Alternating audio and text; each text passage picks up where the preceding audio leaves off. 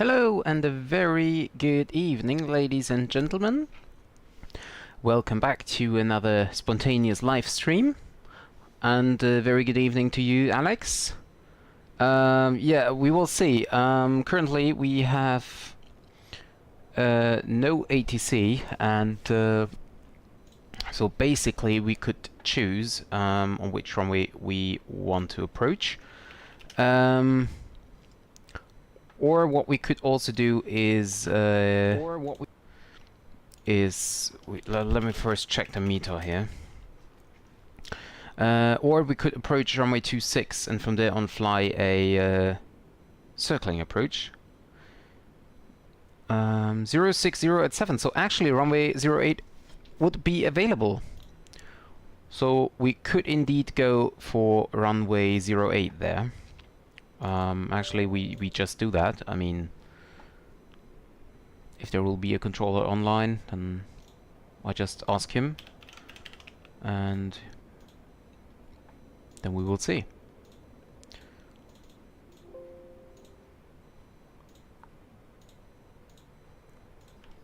Okay, so let's jump into the aircraft.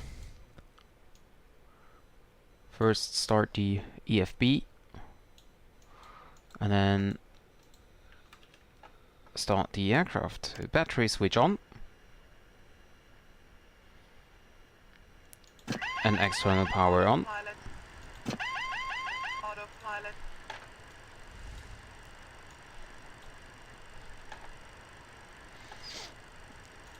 So wonderful. Start the right hand pump.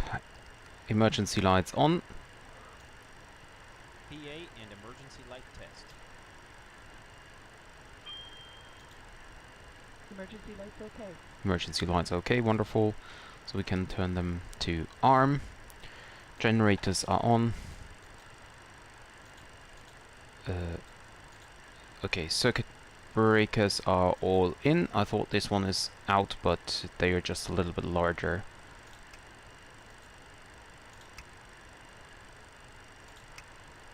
Okay, we turn that on. Okay.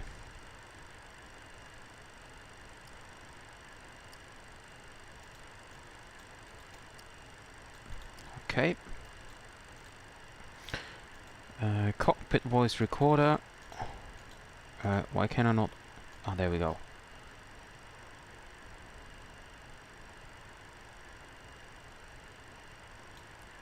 Working as well. Glide slow. Pull up. Terrain. Terrain. Pull up. Okay, okay. Yeah, we will see. I just prepare for runway 08 approach, and we will see if we can get that. Tailwind, shear, tailwind, shear, tailwind, shear. Overspeed. Stall. Stall. Overspeed. Anti-skid is working as well. Ice is working as well.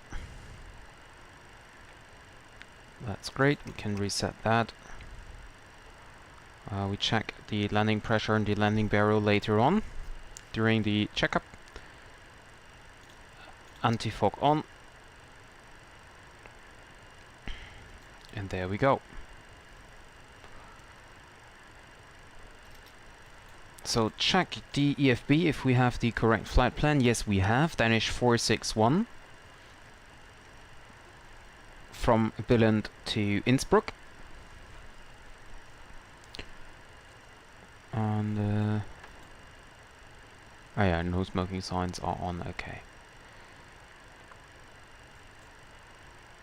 Let me just see. Fuel crossfeed. Alex, I needed you this afternoon. Can you tell me if there is a fuel crossfeed and where I can find it? Because I don't find it.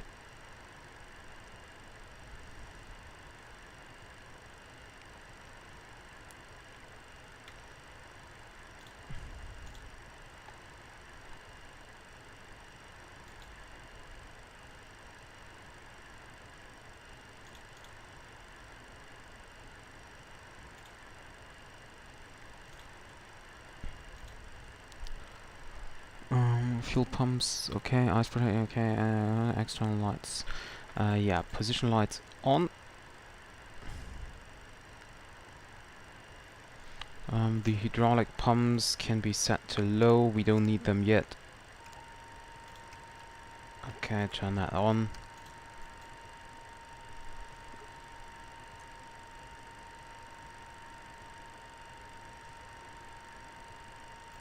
Turn on directors and autopilot too. Would that work?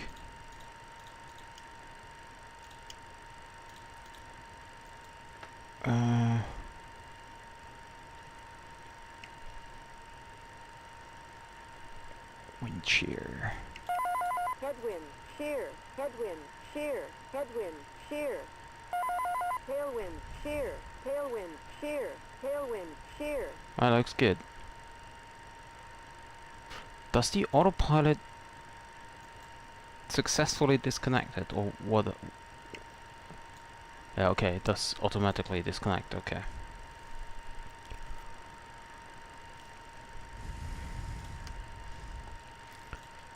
Okay, go for the ATIS here first, so we have all the necessary departure information.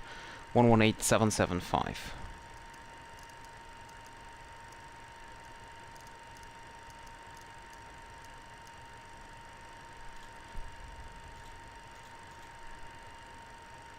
This is Billund Airport Information Echo, Automatic Observation, 1820. Expect radar vectors for IELS Zulu approach, runway in use 27. Transition level, flight level 40. Wind 200 degrees, 9 knots. Visibility 10 kilometers or more. Clouds broken 1,200 feet, overcast 2,900 feet. Temperature +18. Dew point +16. QNH 1014. This was Billund Airport Information Echo. Okay, great. Nothing. I just want to know if the MD-82 does have fuel crossfeed. Because there is no crossfeed selector. And I found some manuals and stuff, and they were telling about fuel crossfeed. And so I was wondering where this might be. Maybe I'm just blind, but yeah.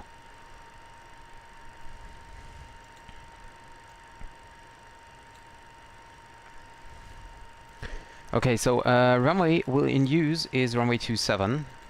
So we can set up the FMC. And we go for Echo Kilo Bravo India to Lima Oscar Whiskey India. Runway 27. And activate it. Check the weight and balance page here. That is fine as well. Zero fuel weight 56.2. That looks too much. What does my zero fuel weight 52.9 does my flight plan tells me, and this is 56. Why is there a big difference? Like the maximum zero fuel weight is only 55.3.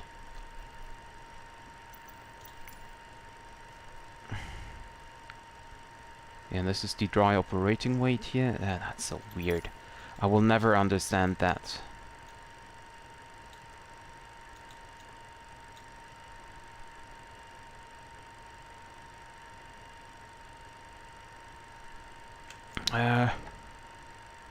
Oh, fuel crossfeed. There it is. Thank you. That was what I was looking for. That was what I was looking for. Thank you very much.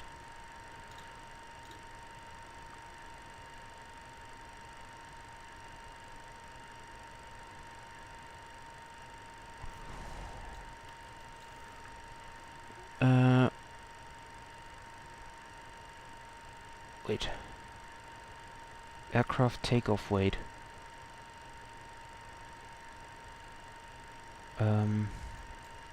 I don't know. 52.7 should be our Zero fuel weight.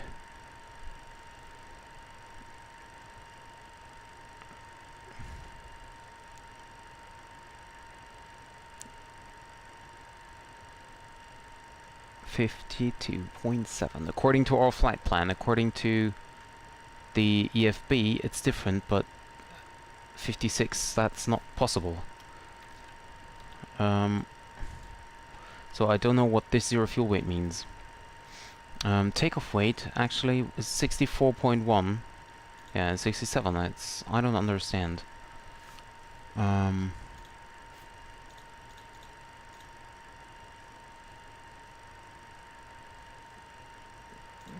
Wait a second. Let me just refile the flight plan, so maybe there is a difference then. No, it's still the same. That's weird.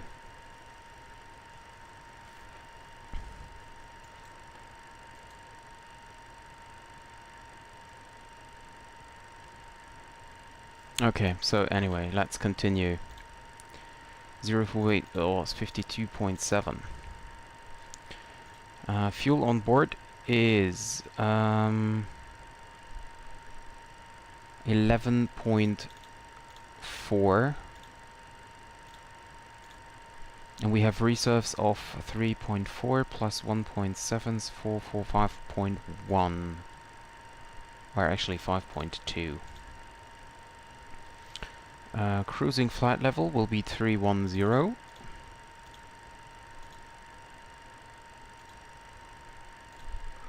We have a cruising wind of 291 with 40 knots. And we are expecting a temperature of about minus 38, probably. Something around that, so minus 38.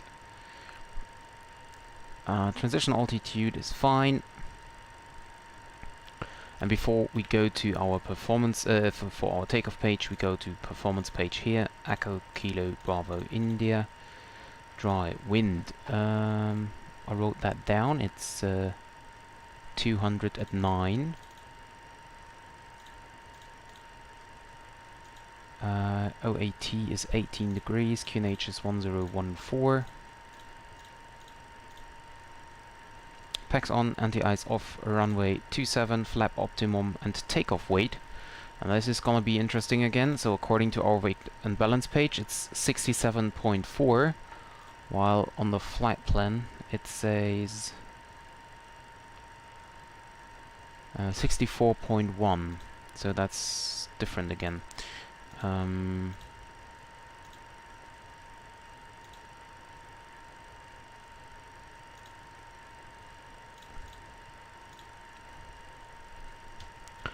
Let's start the boarding process. I should have done that earlier, but of course I forgot it again.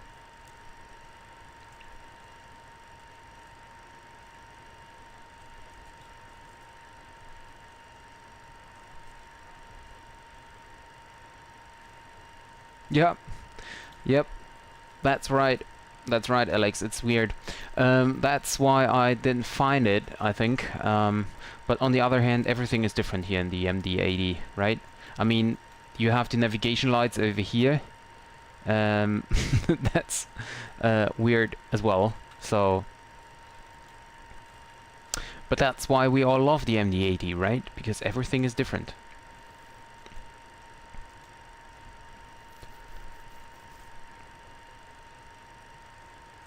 So we're fueling up, seatbelt signs are off.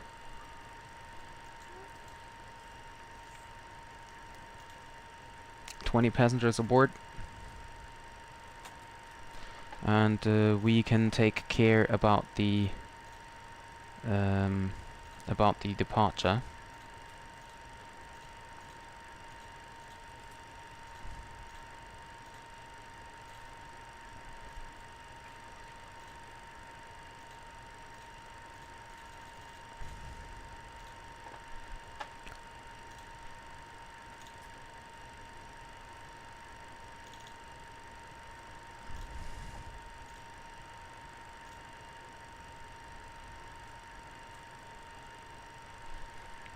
Okay. So, see the charts.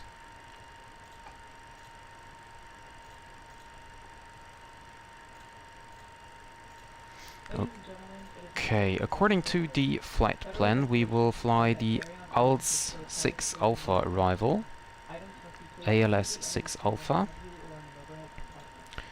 So our ALSI, okay, ALSI.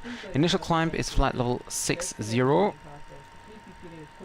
we can set that up in the MCP.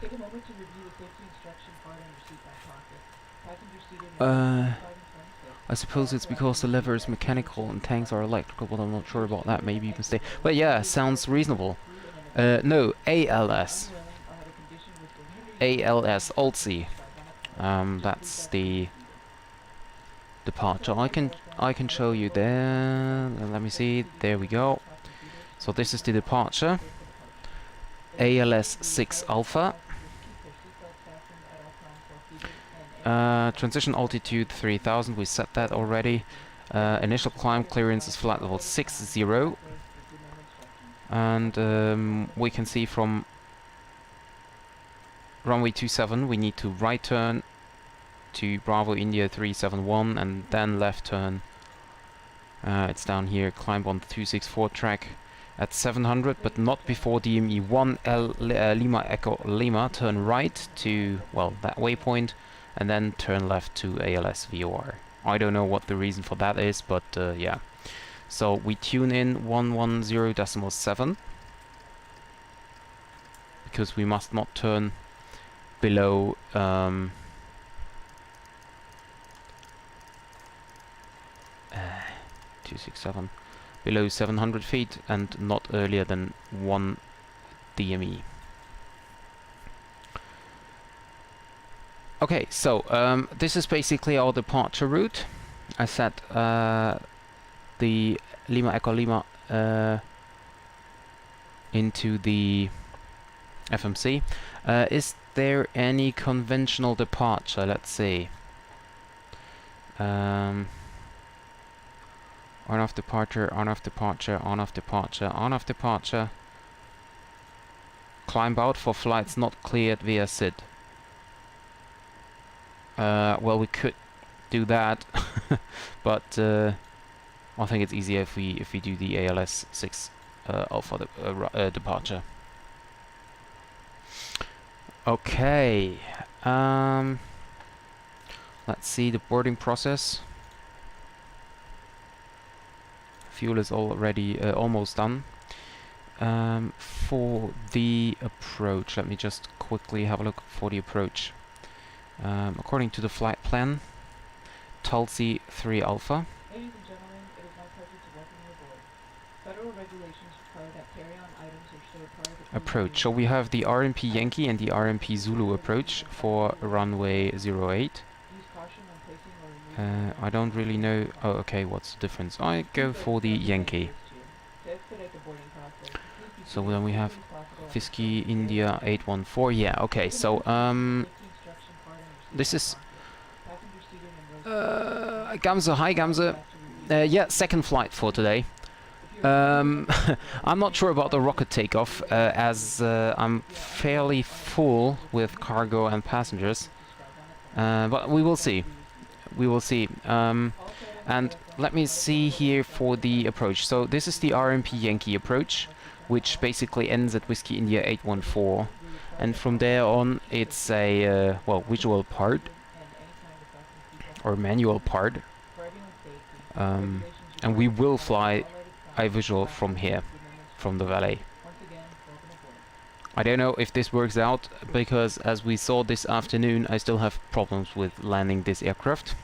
I don't know why, but, well, it is how it is, right? And, yeah.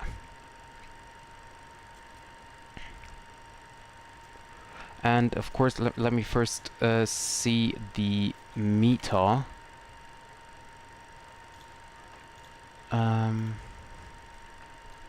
Meter Lovi. MD-82 is not certified for RMP in real world, so there's only localized approach 4 if you want to realize it gets. Is it? I didn't know that. because at least I can... Hi Tyro, welcome to the stream.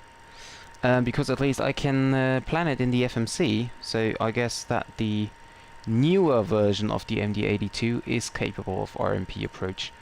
The thing is, if you can see here, there is only RMP and RMP. What do we have? Localizer DME West. Visual approach continues. Okay, what about the localizer DME West approach? That would be high, that would be steep. That would be intercept localizer here. And then we overfly the airport until DME 4.4, and from there on we continue visual. That's interesting. Okay, you know what? Let's do that. We do not do the RMP approach. You won, Alex. As usual.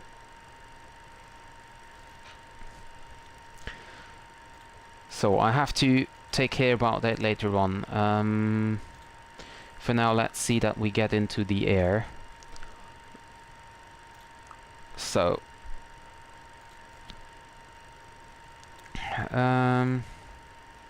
okay, boarding almost completed. Fuel is already in.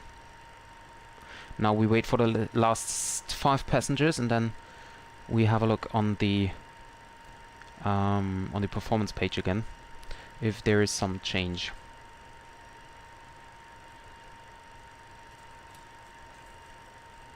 Okay. Weight and balance page, so takeoff is still at 67.4. Oh, that's weird. Okay, weight and balance, takeoff weight 67.4.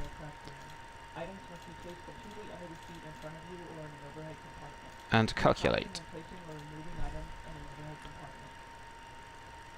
Yeah, I will make sure that later on when we now program the FMC. Yep, Tyro, again, the MD-82, I just love the aircraft. And currently I'm just not in the mood for flying A320.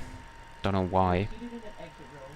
So this is our departure information, or takeoff performance. Flap 6.5, let's get down here and set that flaps 6.5. There we go. We set a flaps 6.5 over here as well. 6.5. And our takeoff CG will be 13.1. 13.1. So we set the trim.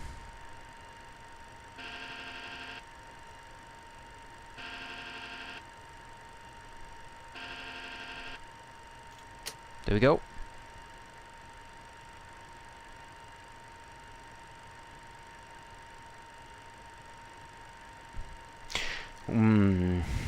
Do we want to do that? Do we want to do rocket start? Yeah, come on. Okay, why not? So we set flaps 15.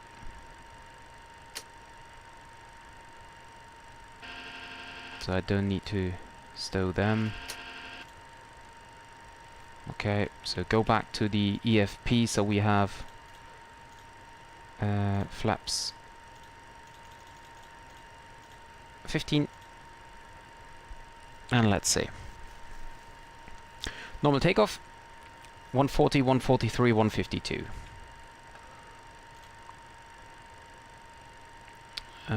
Gross weight is 64.1. So if the cross weight is 64.1, then the takeoff weight cannot be 67, right? Or am I wrong with something? I don't think so. Cross weight is 64.1. So let's take that. 64.1. Oh, no. 100. And go for that. That looks better. Okay, so 135. Could also have a look here. Takeoff weight was 64.1. 0.1.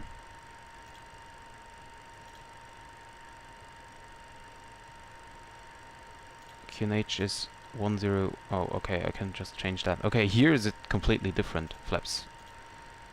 That's weird. And also this is weird.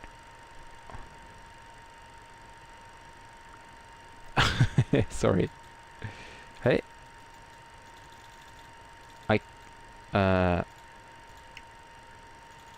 I cannot reset it. The reset button is not working. Sorry. Let me see.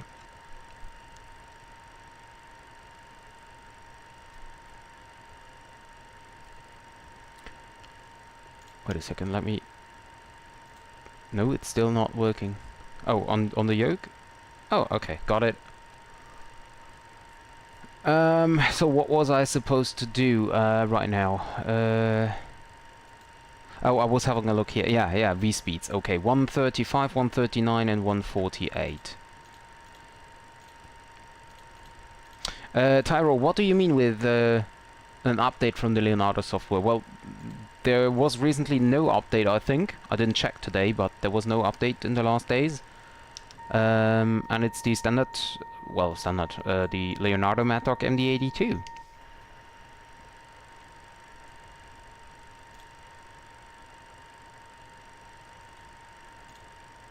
So go for the route now and check. So we're going to... Wait a second. Ah, there we go. Direct ALS, then to Povel, then to Galma, then to Tulsi. And from there on, we're gonna fly the Tulsi... wait a second. Departure, runway 27, ALS 6 Alpha. Activate. And then go to the arrival page. Localizer West 08. Tulsi 3 Alpha. And transition should be Elmham then. Let me see. Where's the Elm? Ah, okay. Yeah. Transition Elmham. And Tulsi 3 Alpha. Well, that doesn't really make sense. I have to... Give me a second. I have to check the route again. Because we're not coming from the west. We're coming from the east. That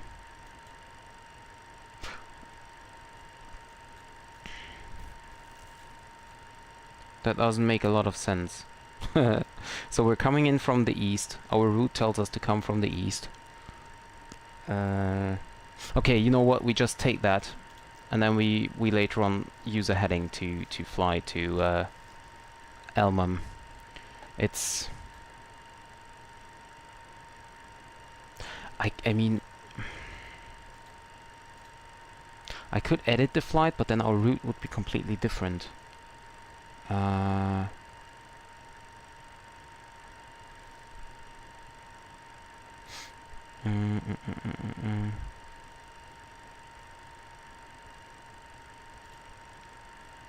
should have planned the route myself. Well, okay, let's just use that. We just use that. Will be more way to go, but no, still no weather radar, Alex. Still no weather radar.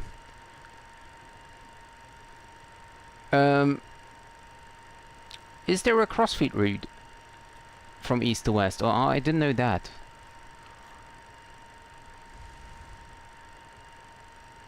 Actually, what is quite funny is I could use my alternative route to Munich.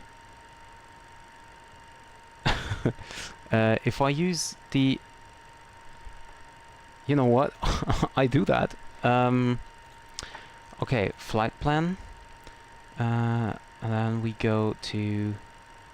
Which waypoint is that? Manal? Let me see. That would be really funny. This is top of descent here. This is Tulsi. No, I need to go here from Ottersberg after Dosel.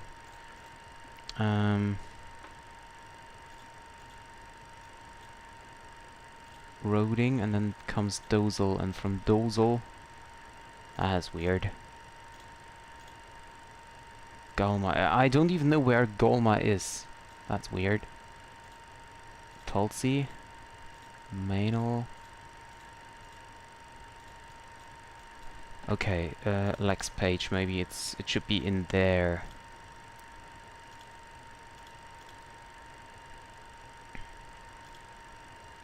There is Dosel. So after Dosel, we delete all these waypoints here. Yeah, we can leave Elmham in there. So after Dosel, we fly to Ottersberg, which is OTT.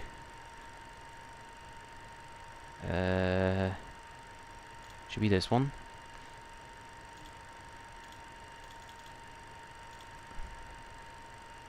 Yeah, 31 miles, that's okay.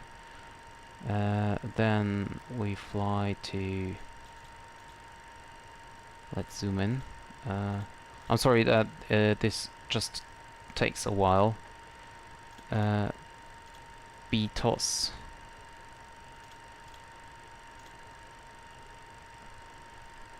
And then from...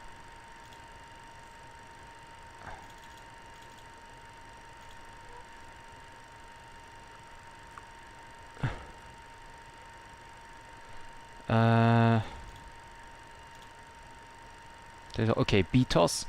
After BTOS, we fly the Tango. Let's see if this works. To Nesis. So we basically fly the route backwards now, the alternative route. From Nesis, we fly the Papa 6 to Mokti.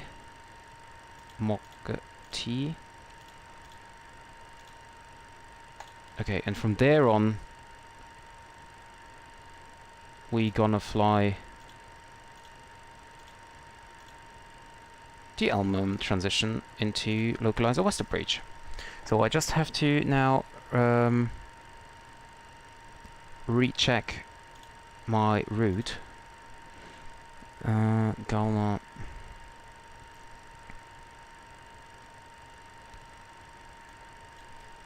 And then we go Dosel, Otterberg, Betos, and then we're Tango 103 to Nesis, and Papa 66 to Mokte. There we go. Okay. File. There we go. So sorry guys. There is no direct connection from the to the aliens, for example, but only the times these are significant. Tyrell, what are you talking about? Sorry, I can't follow you. You will see there is a transition from Rettenberg to Elmham. You need Elmham basically to start. Yeah, I know. I'm just flying now the other way round. Open the start page. Let me see.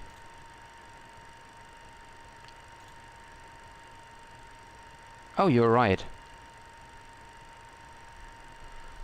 You are right. That's the Rattenberg 1 Bravo.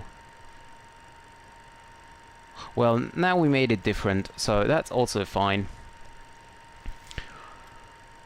Okay, I have no idea what this is, so we leave it off. It's not correct anyway. Continue now with the checklist. So temperature, we cool that down a little bit more when we now start the APU.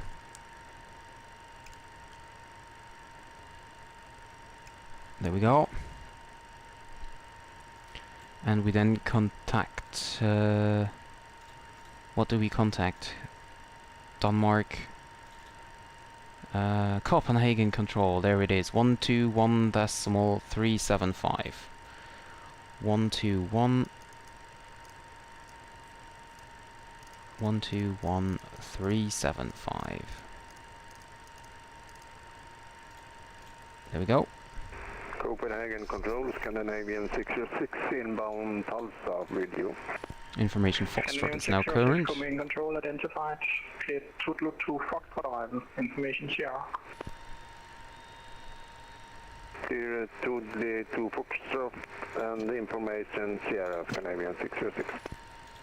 Scandinavian 606 correct. When ready, descend flight level 290.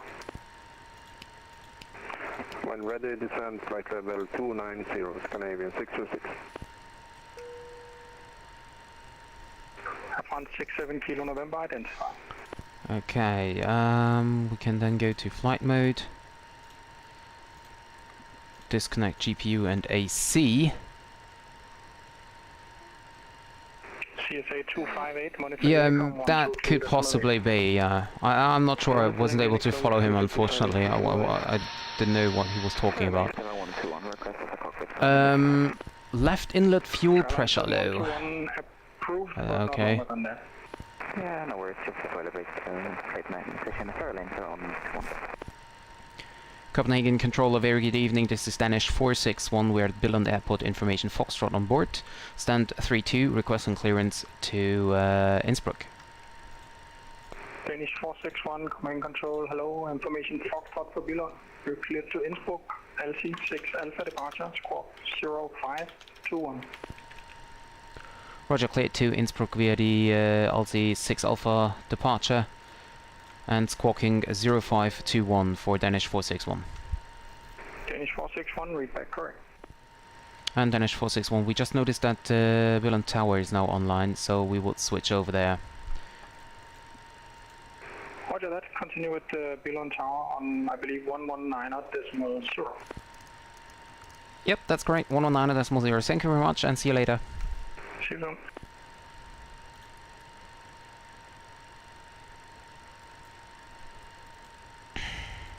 So yeah, sorry Tyro, but as far as I know, there is no driver update. 0521 in the box. 0521, enter. Thrust is set to idle. Parking brake is set. We can turn on the anti-collision lights. APU is started, so we can now turn on all the other fuel tanks. Engine ignition switch to both. Billund Tower, a very good evening. This is Danish 461, stand 32. Clearance already received from center. We are ready for push and start.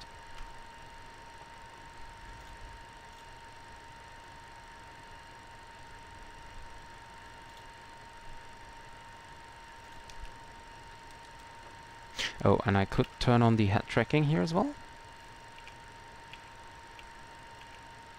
There we go. Billund Tower, hello, this is Danish 461, we're at stand 32. Clearance received by center already, we are ready for pushback and startup.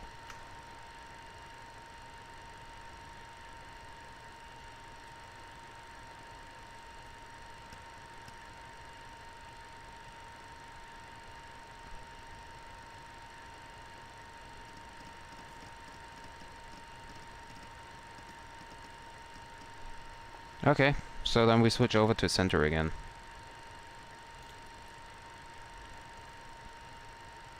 Copenhagen Control, this is Danish 461 at Billund again. There is no reply from tower. We are at stand 32, ready for push and start.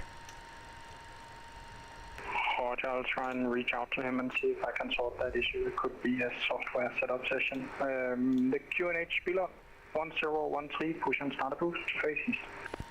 Push and start is approved, phase east, QNH 1013, Danish 461, thank you.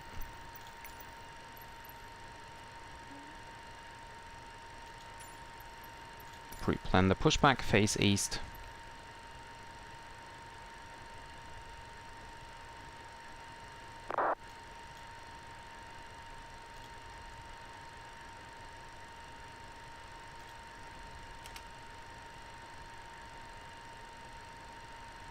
Alpine 53 Delta Charlie, reduce speed 220 knots. This is correct. Airline 7121, maintain 240 knots or greater until advised. No, I cannot add pilots, unfortunately. Maybe there is a setup option to add a co-pilot or so, but I don't think so. Alpine 53 Delta Charlie, maintain present heading, descend altitude 5,000 feet, QNH 1015. Hydraulic pumps are on. Perf is set.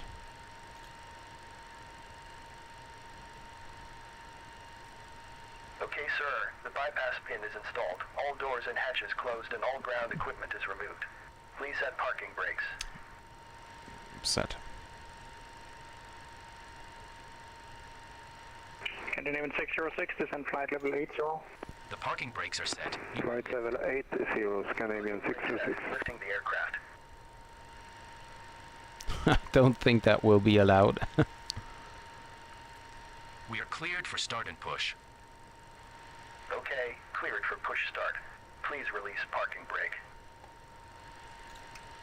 Parking brakes are released. Commencing pushback. You can start the engines in sequence. Yeah, we'll start in the sequence. Scandinavian 65 Delta identified. Climb flight level 190, no speed restriction. Bleed off. Pressure above 4. Hydraulic is there. Starting engine number 2. And yep, I forgot that what I always forgot. Turn on the pneumatic crossfeed levers. There we go.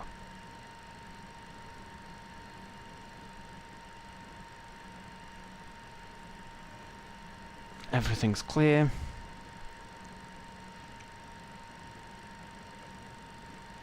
Line 7121, descend to 20% fuel lever on.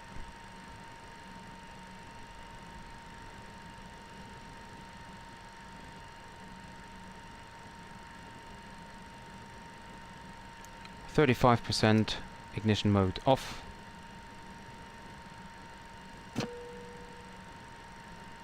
There we go. Starting number 1. Hey Alex, this afternoon I was departing Dubrovnik with the MD-82 and I had a rejected takeoff over there because my left engine suddenly lost power. I think I activated the clamp mode, although I don't know how I did that. That was really weird. And it happened to me during the second departure as well. That was really weird. Parking brake set. Lowering aircraft. Line 7121, let me know when you need to disconnect. Roger. Good engine start. Cleared to disconnect. And I departed with overheat brakes, but well, as there is no brake fan, I had to do something.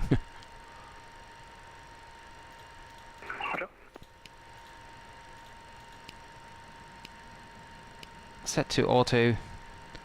APU generators off. APU off.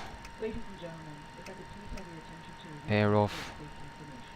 In preparation for departure, be certain that your seatbelt is Copenhagen Control Danish 461 at Billund, ready to taxi. completely under the seat in front of you or in an overhead bin. Danish 461, taxi via November and Kilo, hold short on the 27, report ready for departure. November and Kilo to holding point 27, and we will report ready for departure. Danish 461. To release with the faceplate of the backwards. Please review the safety instruction card in the seat pocket in front of you. It explains Flaps 15 set. as well as the location and operation. Flight controls check. Full down. Your seat cushion shows Full left, full right. Rudders, full left, full right. All free. to the nearest suitable exit. After exiting the aircraft, place your arms to the straps and let the cushion Parking brake. There are 8 Release. exits aboard the aircraft. 2-door Pilot heat to captain. 4 overhead exits. Nose and taxi lights are on. Wing lights are on. Scandinavian 65 Delta, climb flight level 340. There we go. Climb flight level 340. Clear on the left side. Clear as far as I can see on the right side. And we're starting. Oxygen mask will be released from overhead. To start the flow of oxygen, reach up and pull the mask towards you, fully extending the toxic tube. Place the mask over your nose and mouth and clip the elastic band over your I'm not even sure if hot start is simulated. plastic bag is not used to inflate when oxygen is flowing. Be sure to secure your Tyro, can I add the pilot with the original add-on? Okay, I have to check that. I think it should be then done in the load manager. On behalf of the flight crew, welcome aboard. We hope you enjoy your flight.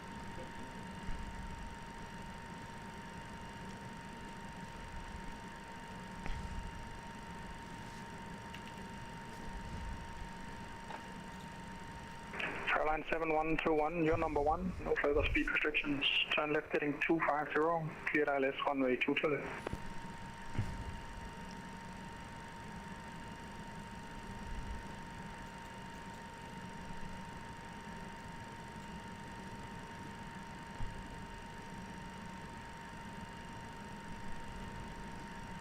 Scandinavian 606, leave Corsa heading 050.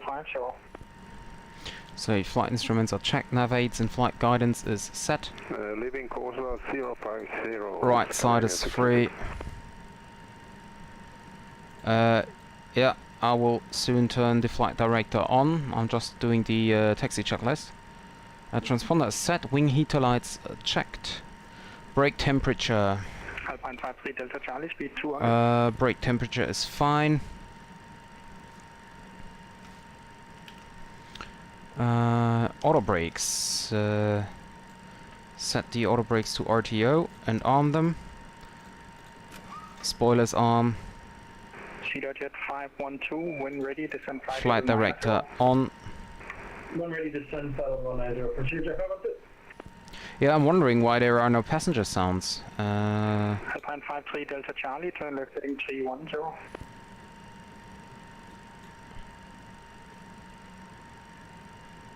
There should be cabin ambience.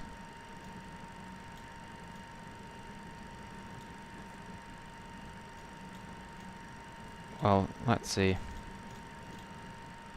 Airline 7121, contact tower 118.1. Yeah, it's gonna be hard for me because I need to directly... Oh, by the way, is the departure route set? Yeah, I think so. Yeah, I think so. Well, when passing 700, I need to turn right as well, so... Whoops, what happened here?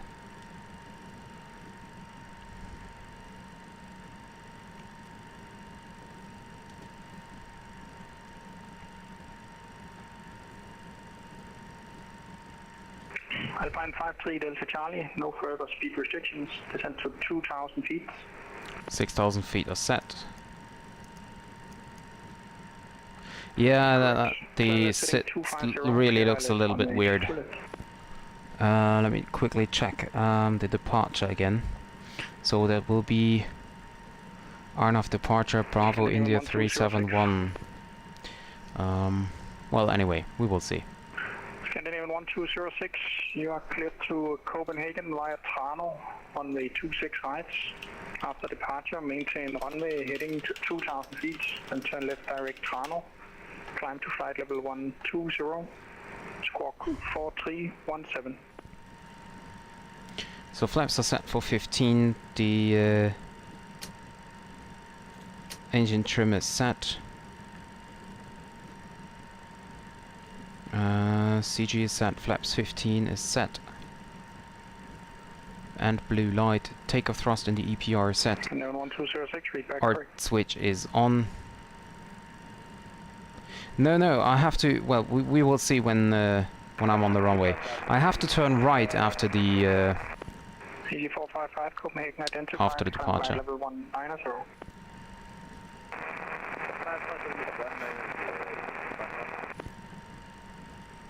Copenhagen Control, good evening. Nordic 47 Yankee with you, flight level 360 inbound Alasa.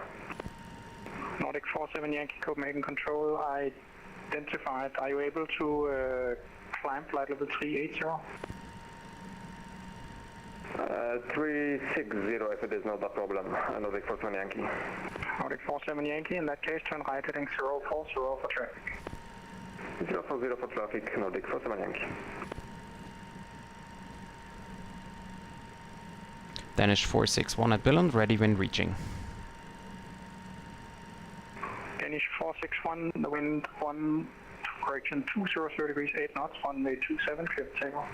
Clear takeoff runway 27, Danish 461.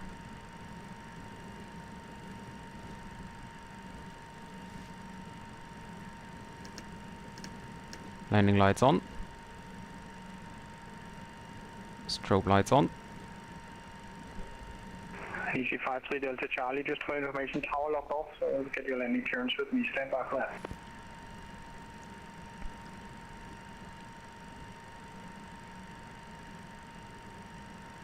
And there we go. Control, go after Mermaid 313, flight level 3. Transponder mode. Charlie, there you can see right turn and then the left turn. Turn on terrain radar.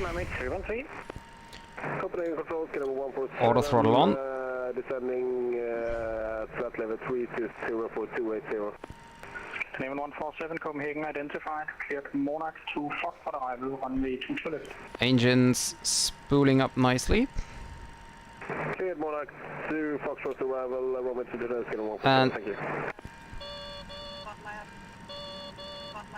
why is the foreign flaps? Thrust set. Nope. Well, I think that's the problem of... FM Trano, Lima. yeah, I can show that later on. It's... Alpine 53 Delta Charlie, runway 22 left, clear to land, the wind 150 degrees, 10 knots. Caroline 7121, are you with me again? The warning message is the slats, I think. Yeah, you are. Taxi via Bravo and Yankee, cross runway V1 to land Alpha. and rotate.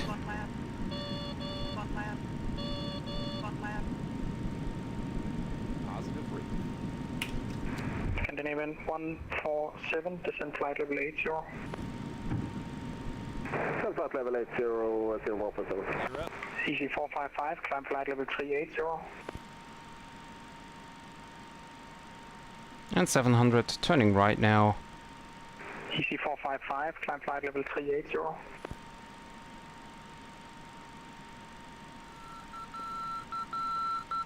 Well, I have to take care about the speed. Scandinavian 99 kilo, call you back. Ryanair 8314, continue with Unicom 122.8.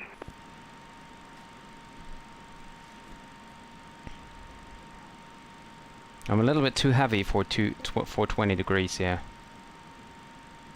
I need to slow down a little bit. US 801, number 2, call you back. Ryanair 8314, Autopilot on, nav at mode, and IIS. 8314, go ahead. Continue with Unicom 122.8. 250. Have a great night. Ryanair 314. Danish 461, is that one? G-Direct R4. Ah, blocked.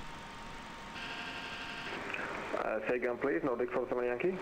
Direct to R4. Direct R4, Nordic. Flaps up.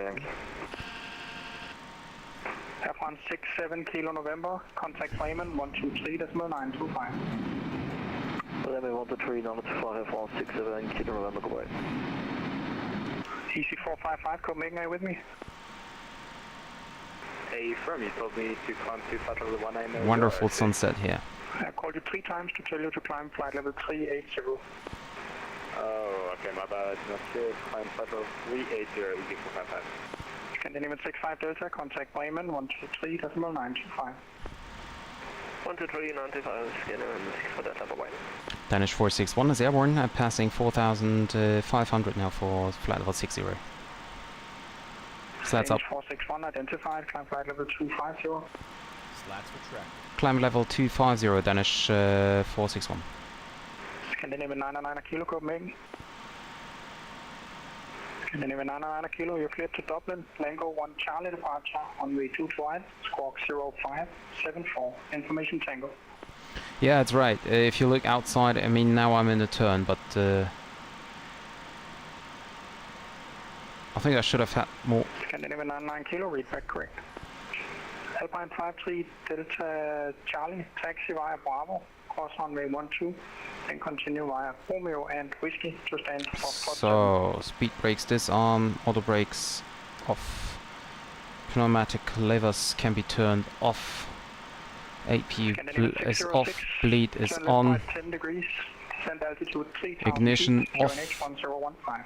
engine sync can be Turning left 10 degrees and descend to Off. altitude 3,000 feet and QNH Left bus is set. Canadian 606. There we go. Emirates 801 Copenhagen. There is the airport.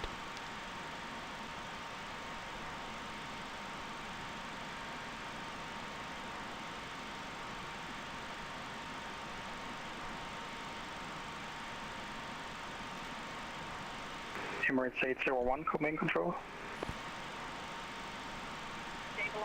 Yeah, Emirates 801, just stand by shortly. I'll just send you. Galley is on the air. So seatbelt signs can be turned off.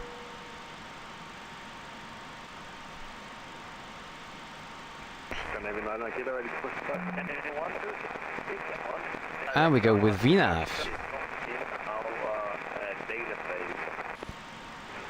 1206 second.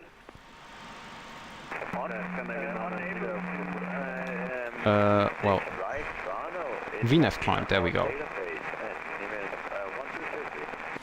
Scandinavian 1206, I'll advise you to go on Vaxxam Scandinavia's website and then read up on the charts. Yeah, you're welcome, Tyro. You're welcome. It will be obvious to you that there is no sits.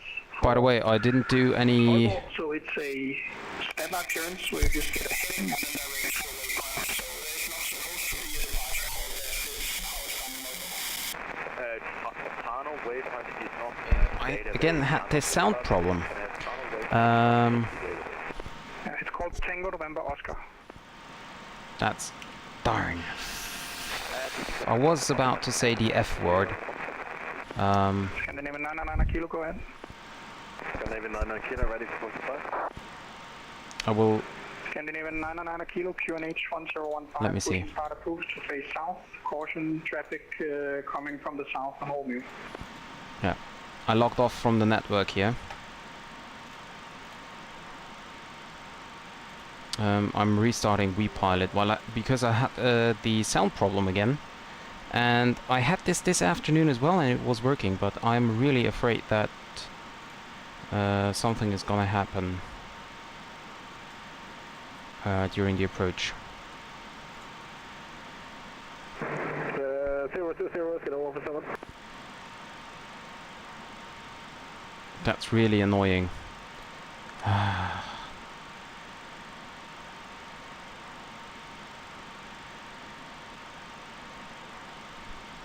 Radio check, Emirates 801. Emirates 801. So let me quickly do the checklist here for the climb, and then I will have a look in the cabin. So head tracking software is off. No, it's not off. Now it's off.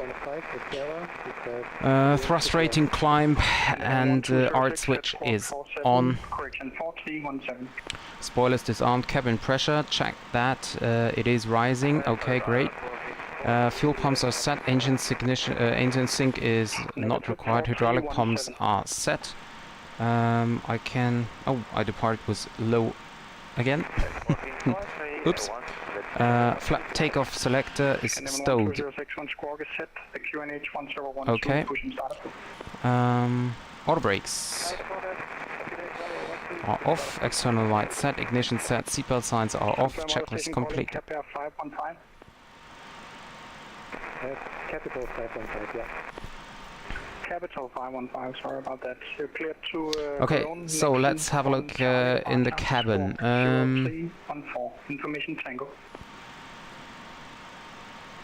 Would you like to discover air conditioning outlets in the cabin? There we go. Hello. 515, read back correct, report ready for push and start. Well, it's basically just a standard cabin here, of course. Nothing... Scandinavian 606, turn right heading 09 as well.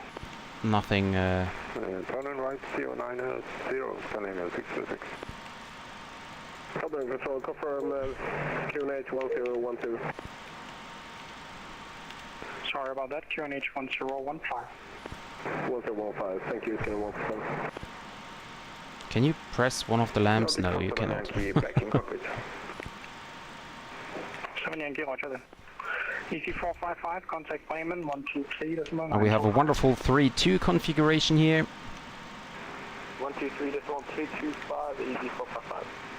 Negative 123, 9025. 123, 925, easy 455. Scandinavian 1635. No, there is nothing. Bravo 8 with information tango. Also, here is nothing. Oh, there, maybe this part here, whatever. Scandinavian 1635, are you able to push back Yankee 1? That should be it, right? There we go. I can only push back into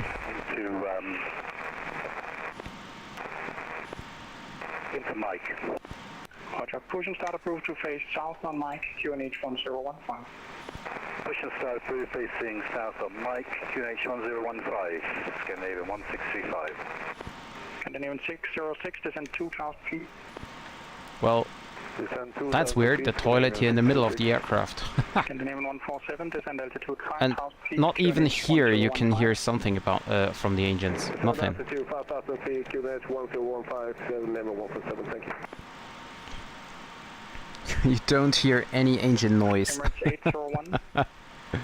That's really unfortunate, but well. Emirates 801, information Tango, clear to destination Lima Papa, Mike Alpha, via the Lango 1 Charlie departure, squawk 4777.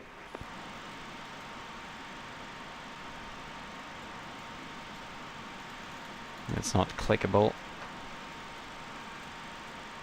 And you know what? Meow. Hello. Meow. Hello. Stand by with that readback, Scandinavian 606, turn right. Yeah, that's right. That's right. And to be honest, for me, the cabin is absolutely not important. Absolutely not important. I mean, I want to have a cabin so that when I turn around in the cockpit, I do not have some weird stuff over there or watching in the air or stuff. So a basic cabin is nice, but I don't need anything else. Like, I don't need a highly detailed cabin or so. That's for me, that's not important at all. FedEx 7849, Copenhagen Control, identify. Yeah, see, weather radar fail, by the way.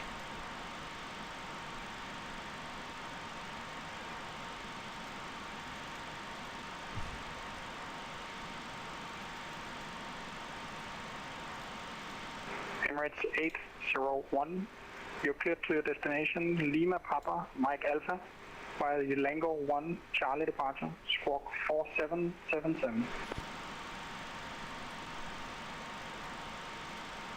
Alex, question for you. What does flight level ADS or ABS means?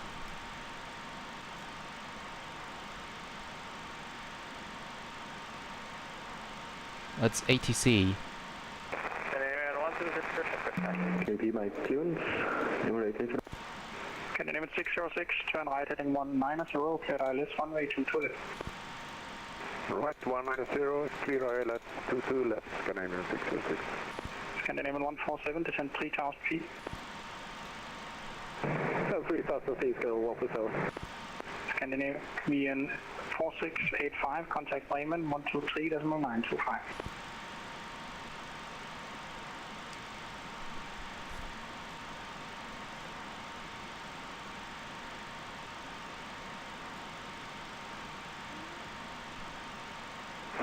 Can you repeat my clearance? Emirates 801. Stand by, call you back. Scandinavian 4685, contact Bremen 123.925. There are a lot of AFK people today.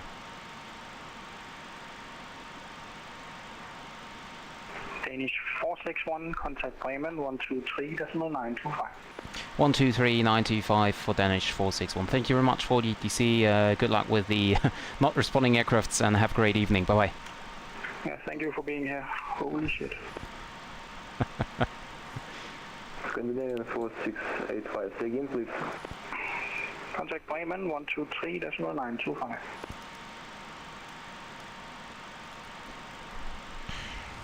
There we go. Bremen radar, hello, this is Danish 461 climbing flight level 250.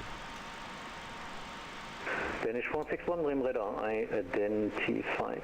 Proceed direct approval, climb flight level 310. Climbing level 350 and proceed direct Povel for Danish 461. Where is it? Povel, there we go. Radar for Lufthansa Cargo 1701, did you get our request? And execute. Lufthansa Cargo 1701, ready, copy clearance.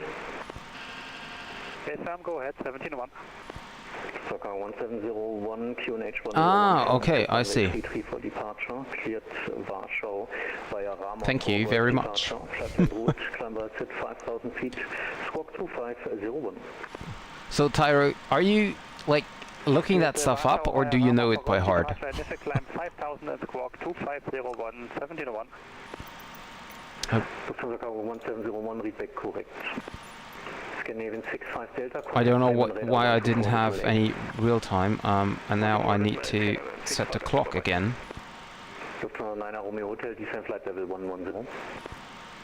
Descent flight level 110, Lufthansa 9 Romeo Hotel. Lufthansa 502, flight level 320. Lufthansa 502, Bremen radar identified, descent flight level 110. Descent level 110, Lufthansa 502.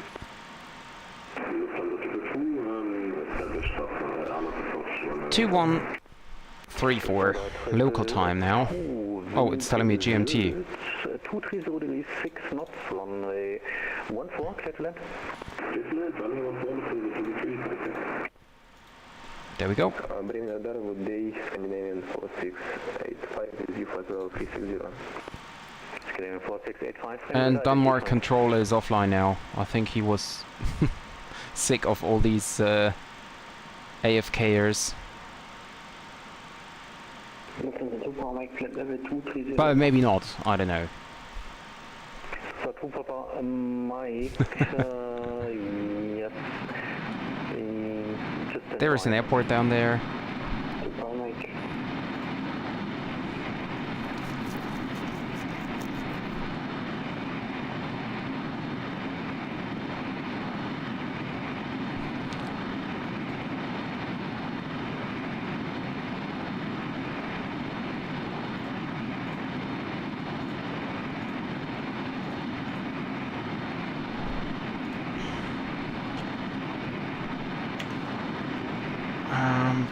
Pum.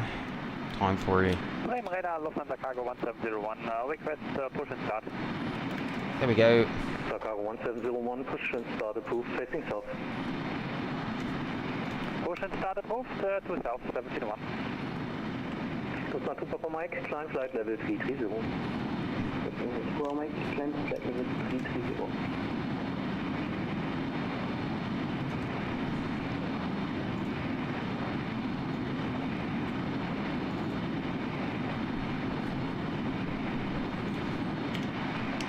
Yeah, Lufthansa Cargo. 6 Kilo Lima, sorry for the long... It could be nice, via your arrival road cleared ILS 23. but I don't have a Lufthansa Cargo airplane. Oh, I have the 777 indeed, but I think Lufthansa is flying the 777-300. Yeah, I did a screenshot already. Echo X-ray Bremen radar identified. Because we need to descend, not able for CWLC. Descend flight level 250 now. Copy, it's descending level 250 right now for a quick second.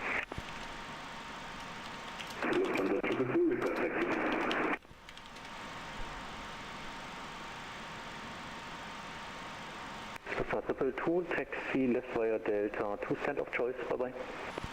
Delta, stand of choice,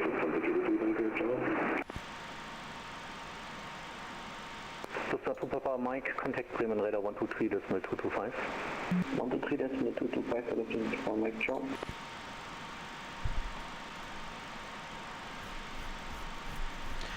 No, I think I will turn back time to approach in the evening. Simulating daytime then. Although the visual approach in the night could also be very interesting. What does the FMC say when we will arrive? If we arrive. I mean, remember, I had the sound problem, so it's very likely that the simulator crashes again. So, 2053. Proper 1 vacated, requesting GAP via Yankee 7. Yeah, I think so. That should be the old style livery from 1987 or so. Oh, what's up? Pilot 1, I would send you to the apron 4, but 62 generation via Yankee 7. So 2053, we will be there. That's in about 2 hours, no, 1 hour and 10 minutes, or 1 hour and 15 minutes. I will now turn it different here. No, come on. Can we please have the glide slope indication away? Thank you. Liner for X-ray, Echo X-ray expedite descent due to passing traffic. No, Tyro, I didn't know that, and basically it's not really important, is it? I just know that he was in, very often in Berchtesgaden. Contact Langen Radar 123, decimal 275. 123, 275, Lufthansa 1, correction, John Louis for Victor Juliet, schön, tschüss. Eurowings 381, no stability and Alex, what do you prefer? Roger, Eurowings 381. Night approach or daylight approach? Flight level 190, Leipzig 223.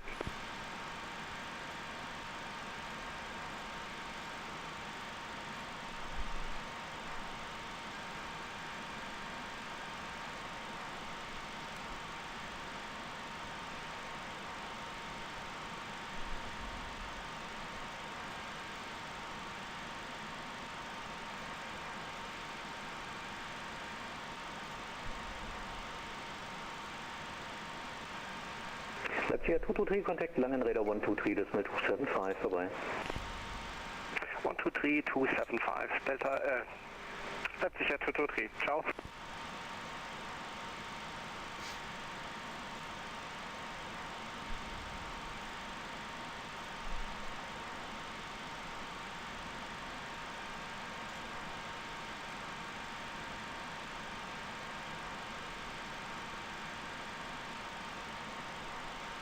Alex, do you prefer night approach or daylight approach? Lufthansa 6 Kilo Lima, establish runway 23. Lufthansa 6 Kilo Lima, thank you. Wind 310 degrees, 1 knots, runway 23, clear to land. Runway 23, clear to land, Lufthansa 6 Kilo Lima. Oh, there was a long text. Okay, sorry. Radar 9, Lufthansa 2, Mike Alpha, flight level 300 knots. Well, we were for challenging and pretty beautiful views. It was all about dark time because they are high mountains, and I'm not sure it would be appropriate to approach. Well, I think as the approach is done with the instruments, there should be no problem to do that in the night. And for the circling part, I think that the weather is still fine to do that. Let me check. Yeah, see, the wind is varying with 02, and we have CAF OK, so no clouds. Radar Lufthansa Cargo 1701, request taxi. Lufthansa Cargo 1701, taxi to holding point runway 33 via Yankee 3 and Golf. Holding point 33 via Yankee 3 Golf 1701. And 1701, line up runway 33 and wait.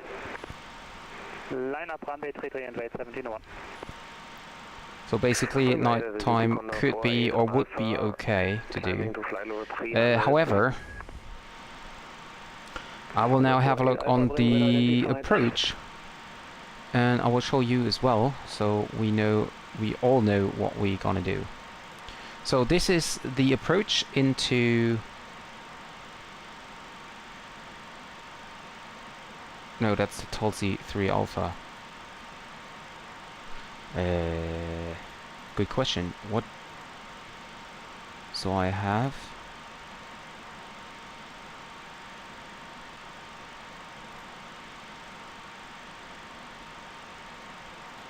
Okay, I do not have any approach. 4 Echo X-ray. I mean, I have to localize it. Okay, good. I got it. Don't need that. There we go. So we're coming here to Elmum, and we will then descend towards Kudov, where we will have 11,500 feet. And we then continue on the localizer, and descending, past the airport, until DME 4.4 from the ILS. And from there on, we will start the visual procedure, which basically is this one. So we will start from here, DME 4.4, and we turn right here around that electricity post here, and then we fly straight ahead behind these power lines. Behind the power lines here, basically on the mountains. And we continue until this point here, DME 14.1 Oscar Echo Juliet, which is Church Axams, and we will from there on make our right base turn and approach runway 08.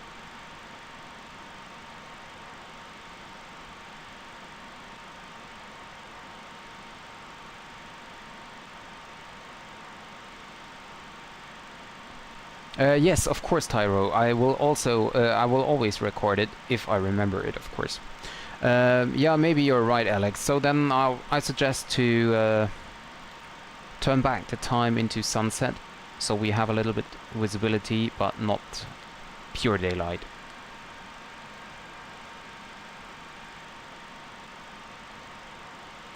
Wing 381 traffic information passing traffic in front of you 1,000 feet above.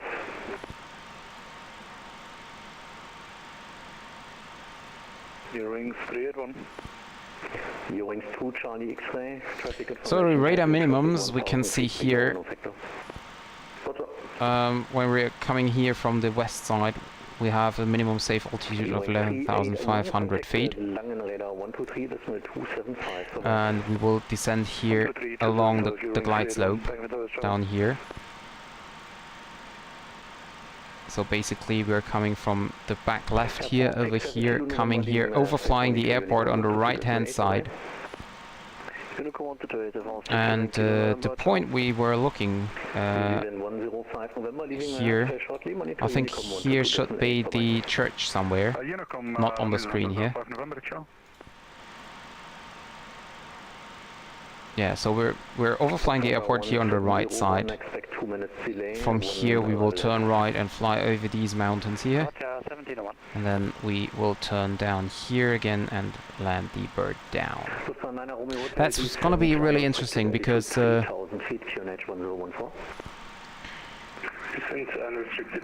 yeah, that's Alex, that's because of the electronic version. So in the electronic version you have also overview about weathers and like obstacle information and stuff like that, radar minimums.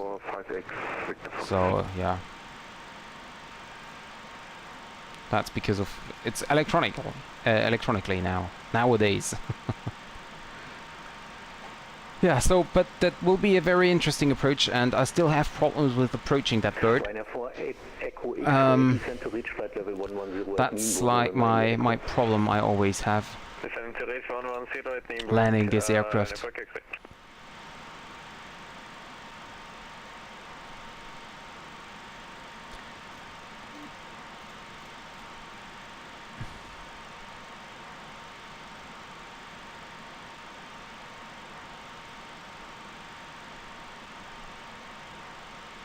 Well, I'm not sure if this is really something where Alex would be interested in. I think he's more into like aircraft stuff, like technical stuff and such things. But well, maybe. But it's in German. You're right. So.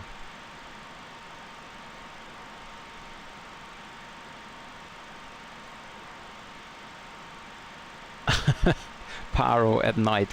Well, yeah, as long as you have some ground lights from cities or stuff like that, then it is doable because you know where you have to refer to.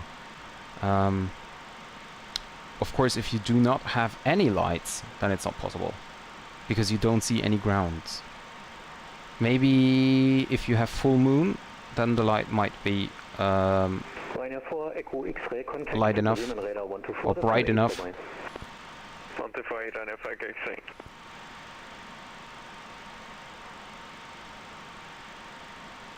Lufthansa 9 Romeo Hotel, turn left heading 260, cleared LS 23, report established. Turn left heading 260, cleared LS 23 and report established, Lufthansa 9 Romeo Hotel. Oh, it is so bright here. To Hamburg. Taxi left via Delta 1, hold short of runway 33. It's better. Left via Delta 1, hold short runway 33, Lufthansa 61, okay. Yeah, that's true.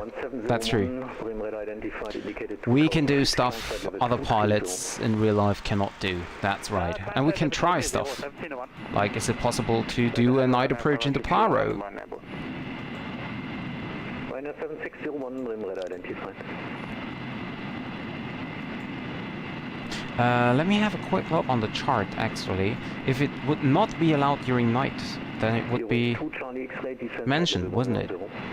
Vision approach following the instrument approach, having established effective. Actually, we could also approach runway 26. Still from the west side, of course. Would be also visual. But of course not that interesting.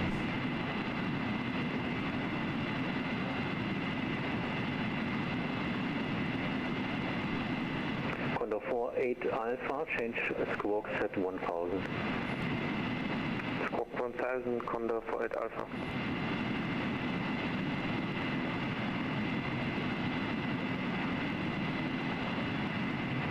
German 58 Victor Foxtrot, descent unrestricted 3000 feet. Descent 3000, 58 Victor Foxtrot. So in case of a go around, we need to climb on the localizer course of 065.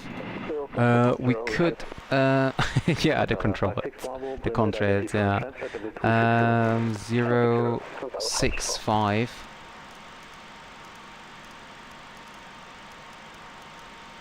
There we go, and localizer is 109.7. Okay, so this is the important part now. So for the missed approach, climb on localizer course with a max gradient. Upon passing localizer station, proceed outbound back course on 063 and continue climb with max gradient to 9,500 feet, then turn left to Rattenberg NDB and hold. Okay. Due to erroneous localizer indications before, use RAM locator for additional guidance. Okay, RAM locator, which is very dark here, so make it more bright. Come on, more bright, more bright. There we go. Hello, hello.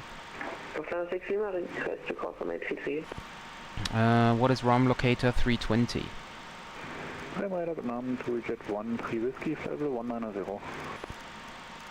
Jet 1 3 Whiskey, Bremen radar identified, climb flight level 270. Climb 270 to Jet 1 3 Whiskey.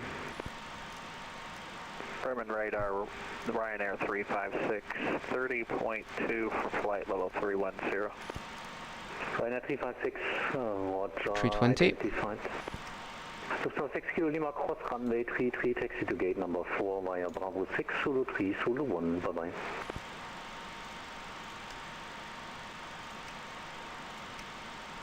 Crossing 33, after that, continue via Bravo 6, Solo 3, Solo 1 to gate 4.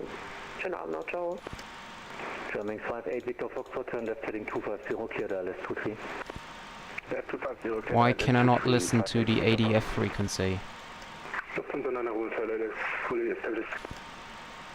So 9 Romeo Hotel, oh, there. Thank you, wind, calm, runway 23, clear to land. Runway 23, clear to land, Lufthansa 9 Hotel.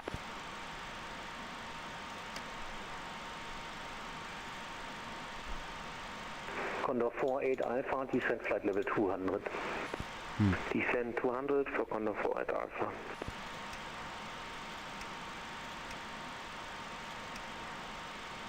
Sir, go ahead for Ryanair 3025. Ryanair 3025, I'm radar identified. Yeah, of course, I cannot hear it because it's not in range. Oh, lord. Mike Alpha request descent. To Mike Alpha, descent flight level 250. Yeah, what I can try to do is, Alex, I can try to make a filter. Let's have a look. If I go to the outside, and I use the filter now. Oh, there is an aircraft up there. And I use the filter. Have a look. Ryanair 7601, descent flight level 110. See, that's the difference. So maybe this is better then. That will also make it more bright in the cockpit.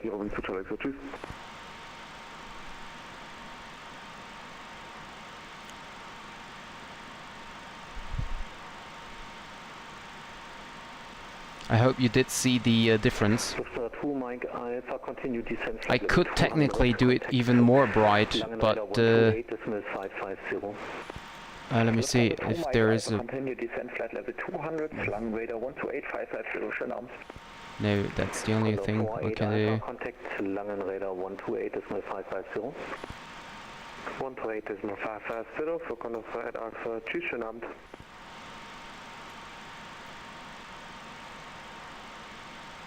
Lufthansa 1701, contact Bremen Radar 123.225. Bremen Radar 123.225, ciao, danke dir für den Service, guter Job, 1701. So maybe this is a little bit better. So the yeah, I know, I just saw that. Let's see, there we go. No, that's not it. Where is the brightness for the... There, isn't it? No, that's the routing. There we go.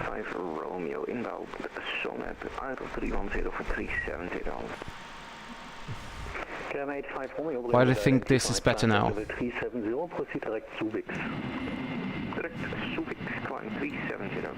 Yeah, except this colorful back logo here. 455, descent flight level 250. Descent flight level 250, D455. Danish 461, contact Bremen Radar 123.225. 123.225. Thank you very much for the ATC. Have a great Sunday evening. Bye bye, Danish 461. Direct Timber and flight level 280, 1701. Lufthansa 687, descent for flight level 200. Descent flight level 200, Lufthansa 680. Lufthansa 235, descent flight level 200. Descending flight level 200, Lufthansa 235. Bremen Radar, hello, Danish 461. Danish 461, Bremen Radar, hello, identified.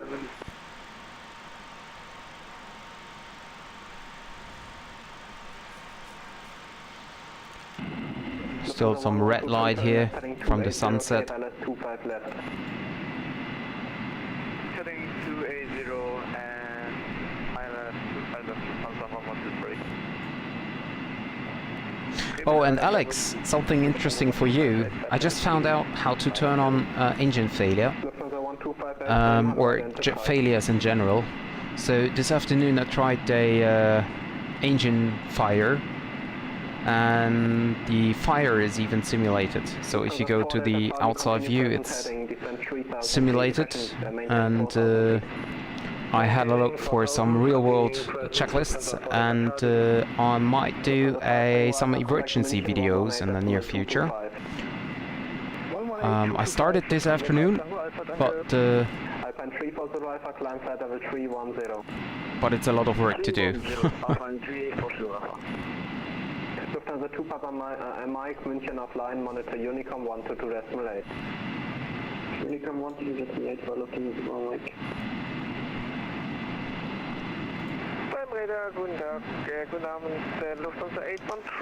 Oh, master caution center fuel pumps, yes. Turn that off. 3,100 feet for 5,000 feet. Lufthansa 813, Bremen identified. Why OMG, Tyro? 220. Climb flight level 200, Lufthansa 813. Lufthansa 1123, speed 200 knots. Speed 220 knots, Lufthansa 1123.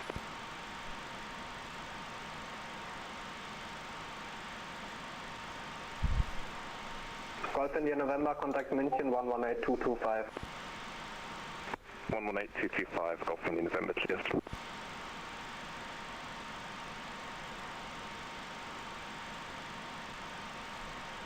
Lufthansa 4 Delta Charlie, disregard.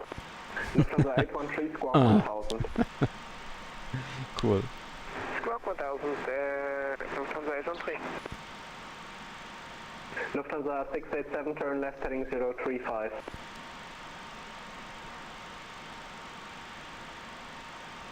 Lufthansa 687, turn left heading 020. 205, Lufthansa 687. Lufthansa 687, turn now left heading 020. Oh, it was beautiful. Okay. 020, Lufthansa 687. Do you mean the instructor panel? No, it's a. Thank you. Contact tower 118.11. It's the additional add-on I told you some weeks ago, which simulates random mistakes, random errors, random fires, and stuff like that. And I now figured out how to use it. Because when I tried it earlier, it was not working, and the problem was that I turned off the realistic setting in the Maddog livery manager, add-on manager. So no matter if I set a failure or not, it was not working. And now I figured out how to do that, and it is definitely working. Was that for me? No. Danish 461, contact München 133, question 118.225. 118.225 for Danish 461. Thank you very much for the ETC. Have a great evening. Bye bye. A2 Alpine 34 Zulu Alpha, contact Rhein 118.225. 118.225. 118.225 for Alpine 34 Zulu Alpha.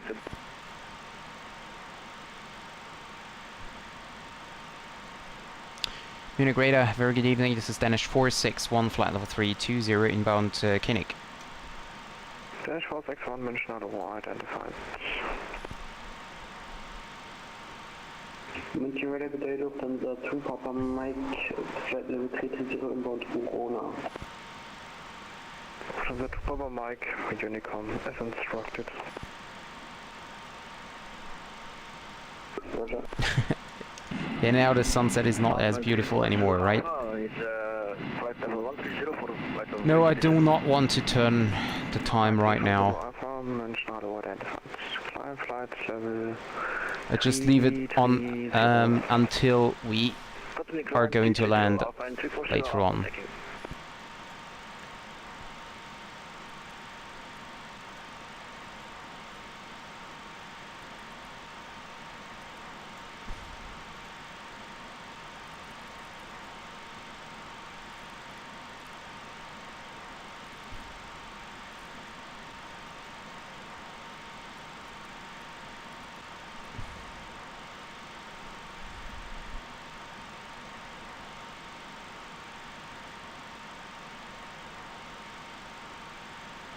Let me check. I don't think so. I think I just have the standard load manager. Fly the Maddog X load manager. So let me check. Leonardo.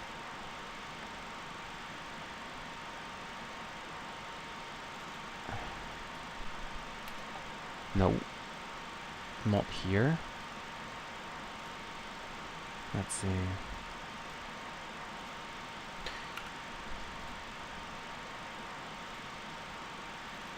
No.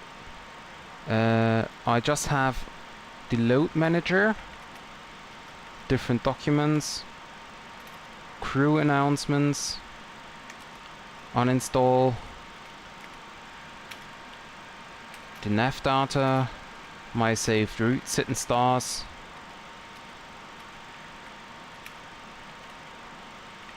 No, there is no instructor add-on.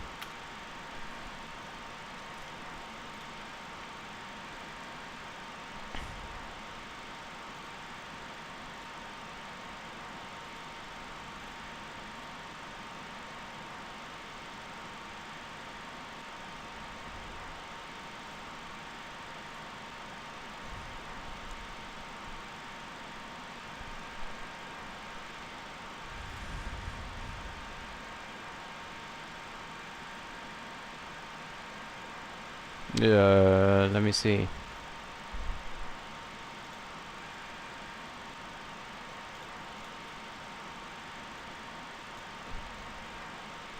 Let me see if I can show you the folder.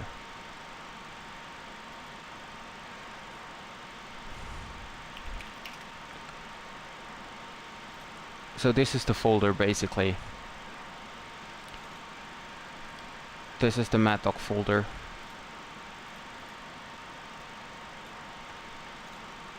And you just have crew, docs, load manager, MSFS 2020. And I had a look into every folder. Hi Drini. I had a look. So this is only the load manager. Nav data. These are the profiles, routes and sit stars. So there's nothing more.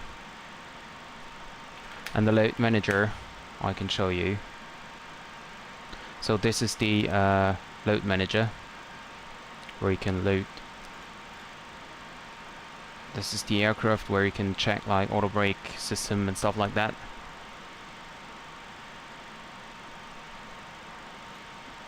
And then these are like simulator options, and this is by the way the realistic mode you have to engage in order to be able to simulate some engine fire or so. Yeah, and here are failures which could which could occur.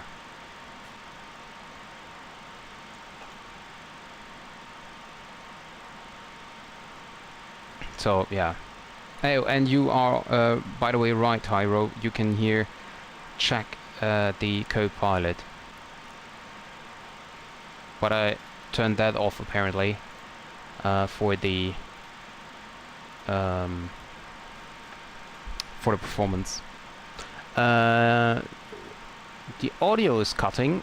I don't see that, or don't hear that, so to say. For me, everything is normal. So yeah.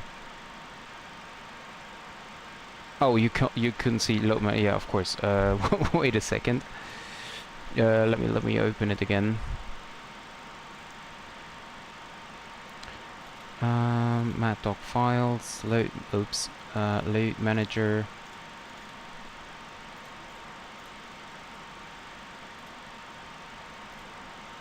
Let me see if I can show you the load manager. Can I show you the load manager?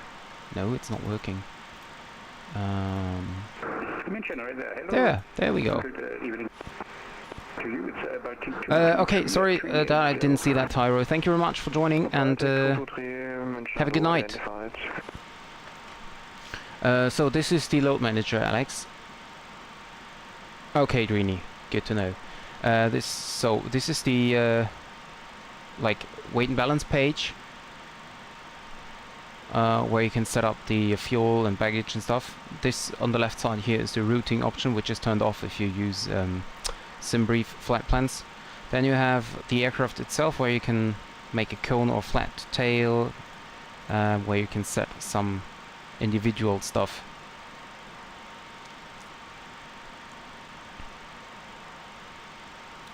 And then you have the simulator options, where this is the realistic mode.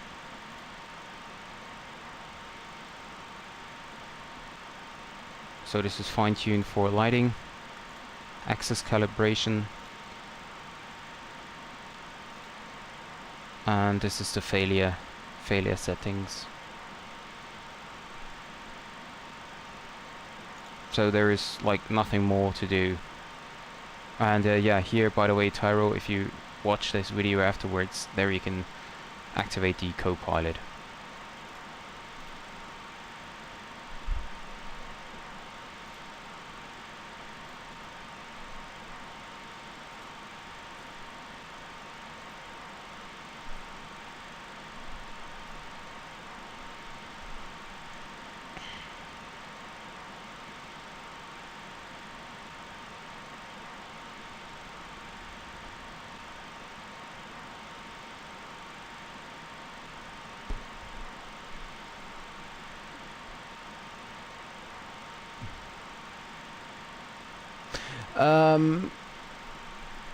Well, basically the aircraft itself is, well, I wouldn't say complicated, but it's a lot different to what we are used to using Airbus and Boeing. So before you start using the aircraft on VATSIM, I suggest that you be familiar with the aircraft, at least in the basic, with the basic stuff. I mean, the systems are basically Danish 4611 Unicom, good day. over true advisory frequency. Thank you very much for the ATC and have a great night. Bye bye, Danish 461. 122.8. So that was it. No more ATC. From the 5 Tango Alpha Monitor Unicom, good day. Over to uniform, good night. There we go.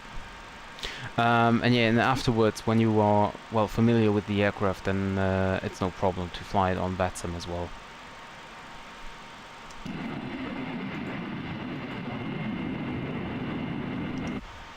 So let's turn on the sun again, right?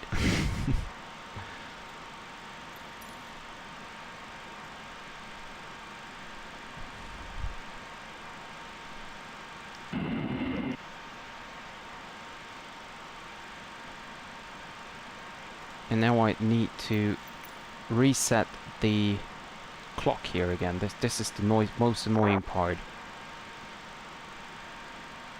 No, you know what?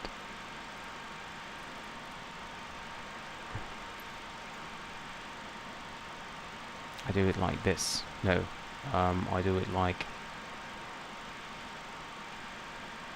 That was too much, too less. That was good. 2020. So first of all, reset the minutes here.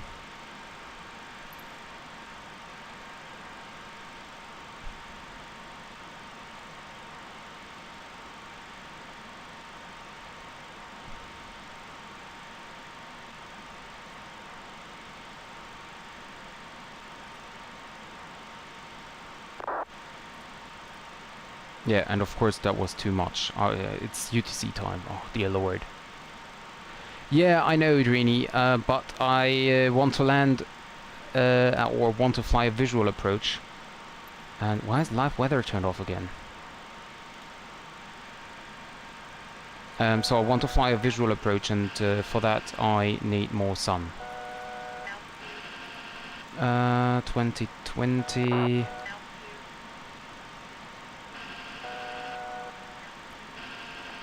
Okay, there we go. Yeah, right. So let's run the clock. Well, on the other hand, at the moment, outside for me, it's bright as well for me. So flight simulator, there we go. There we go.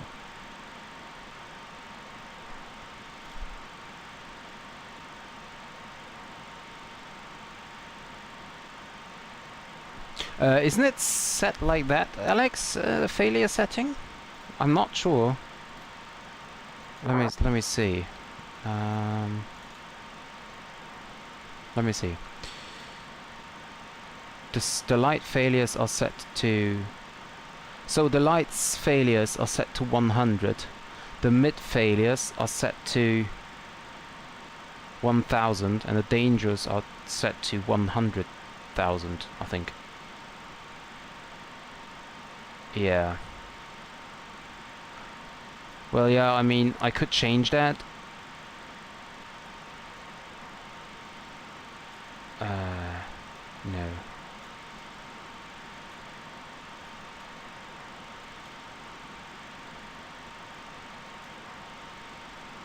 Okay, I changed it. Extra for you.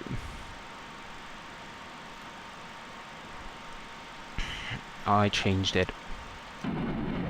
So back to daylight we are. And oh yeah, I should start to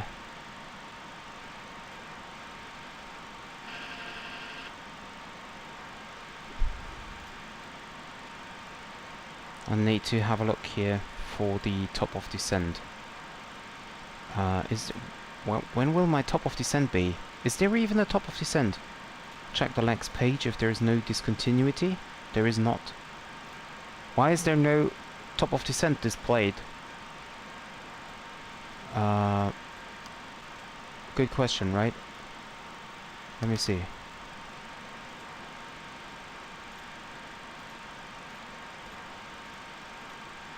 Dosel, Otterberg, Betos, Dizon. Oh, there we go. There we go.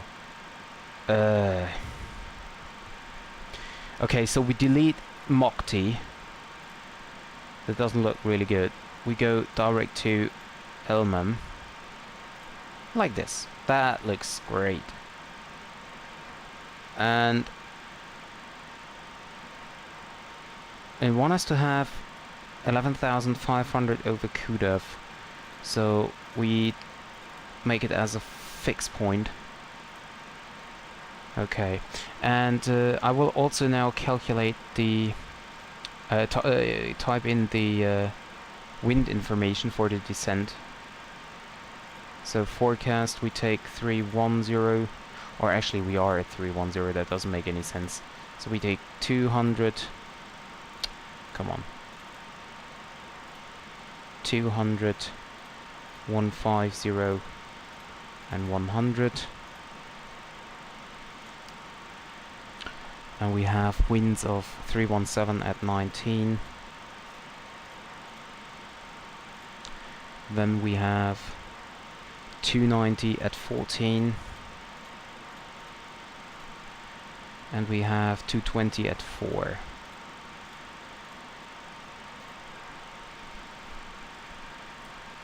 Thank you, Dreeny. Thank you very much.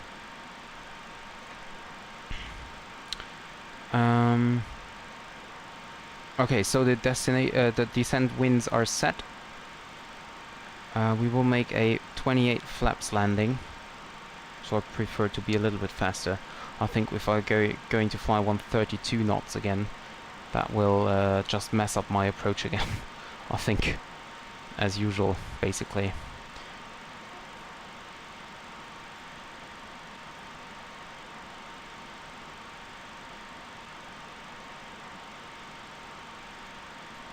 Okay,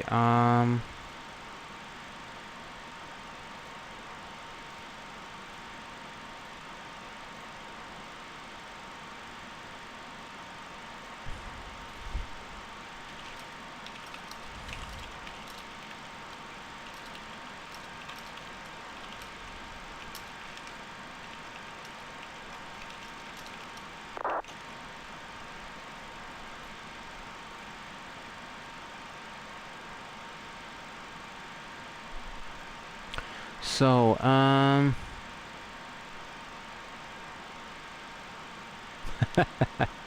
no, the thing is, I think I mentioned it before, why I do not fly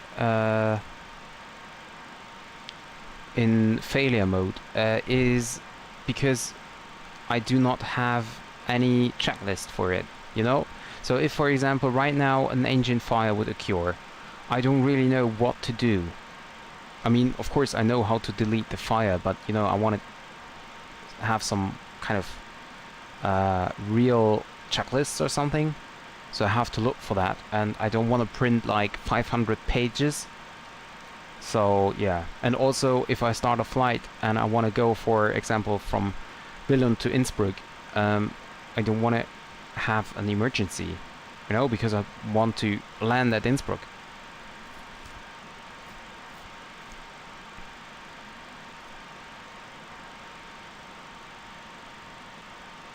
Is it hot in Germany right now? Well, depends on where you are. So basically where I am living, we currently have 24 degrees, which is quite warm, considering that it is 10:15. But it's not really that hot, I would say. And Alex, radio navigation only, fully manual, no AP, no AT. I tell you something. If I go no autopilot would basically be possible. No auto throttle, I will tell you that we will not land in Innsbruck. But somewhere in, I don't know, somewhere else.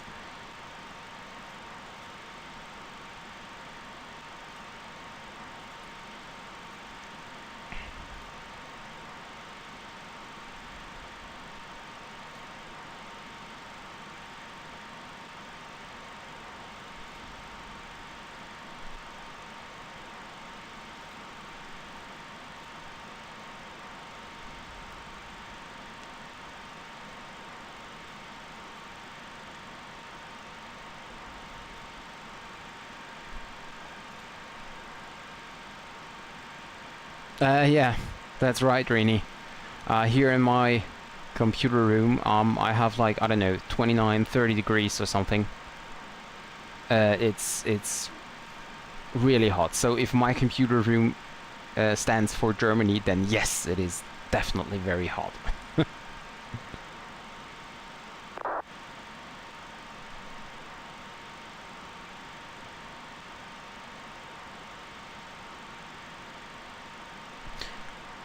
Let me see if this is the truth, or let's say if this is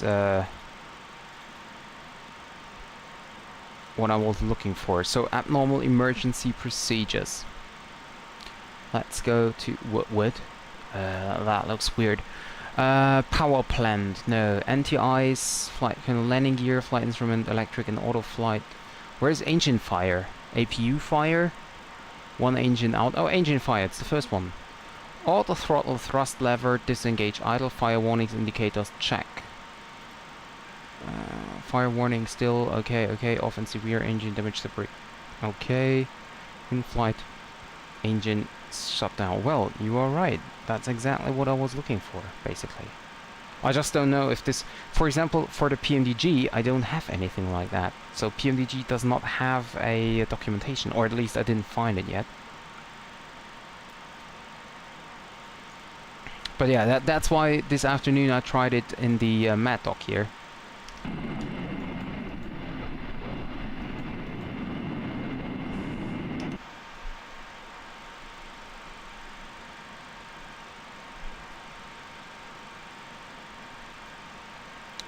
So, in-flight engine shutdown. Before starting the procedure, it's desirable to cool off the engine and idle for 5 minutes.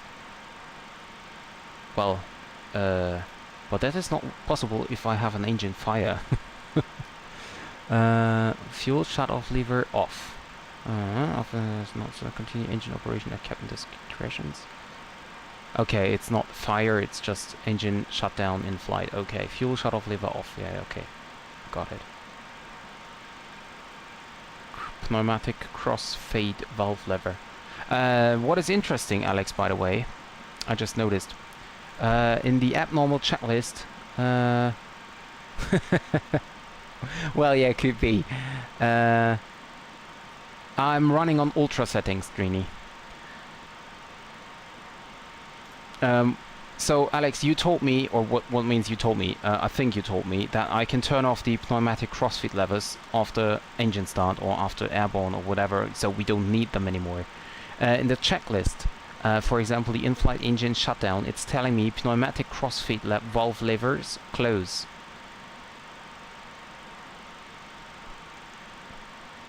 So, basically, that means that normally they are on. Or am I mistaken there?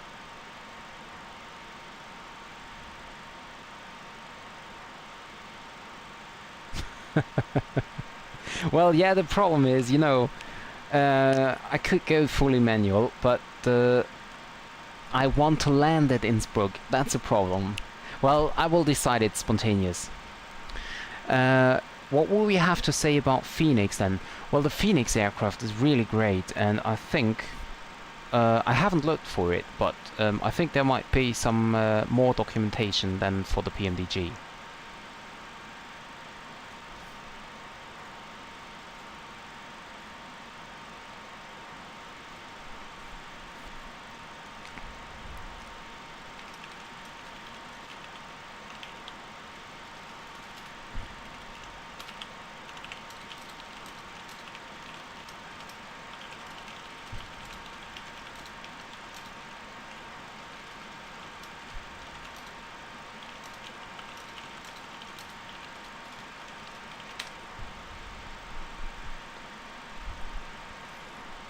So about the Phoenix, I think there might be some more documentation. I didn't have a look for it, but I could imagine that there is something more, just because, in my opinion, the Phoenix has a lot of stuff on board which is not provided by PMDG. Let's go for the performance landing page here. Runway 08, condition dry. Check the weather once more. Varying with 02, so we just take wind 000 at 00, or let's make it 000 at 2. Outside air temperature is 23. QNH is 1018. Okay, flaps 1128, runway 08. Reverse says yes, auto brakes medium, yeah, medium at ref 5 knots. And landing weight will be 62.3. Does that make sense? No. 59.7. And we will land with 6.1, so 900, so 58.8. 58 points. Yeah, let's make it 7. There we go. These are our V speeds for the approach. Flaps 28 is 142 plus 5, so 147 will be our approach speed. That's actually quite fast. Maybe we should go flaps 40.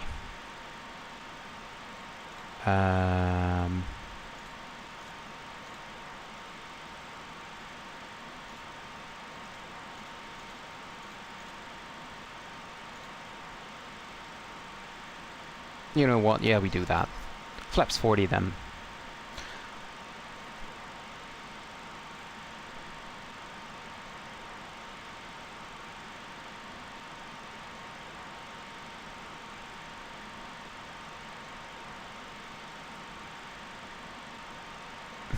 Yeah, it could be.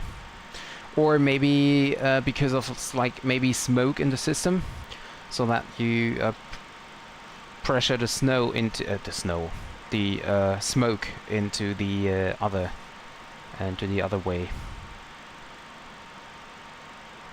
That could also be a reason.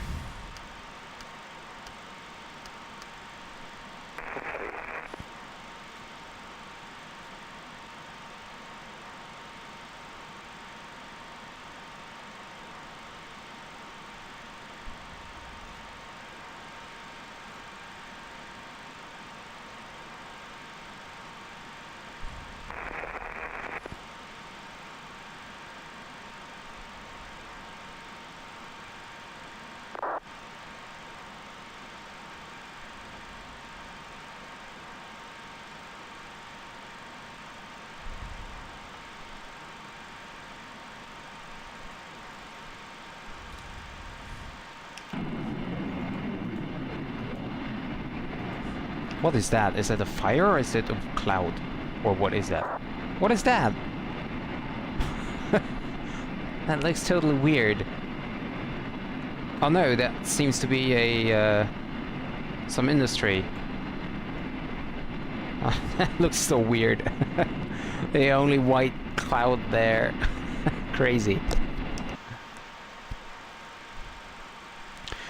So we are now heading towards Munich.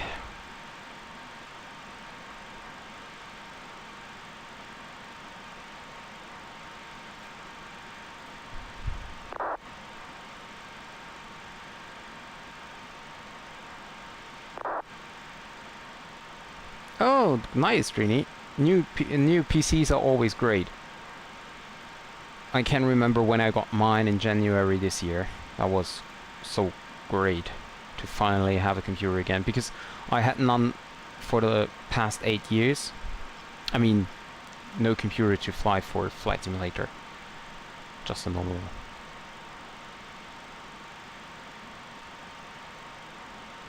laptop.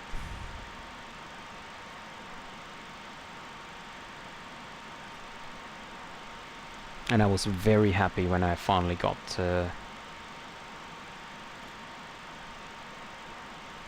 my simulator computer.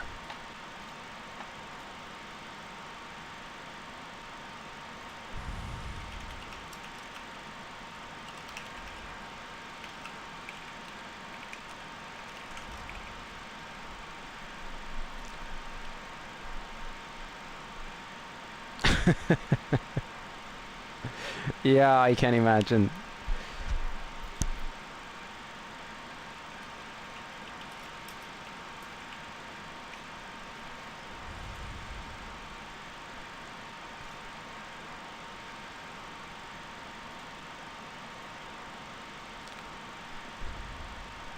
And we will soon be ready for our descent. I still do not have a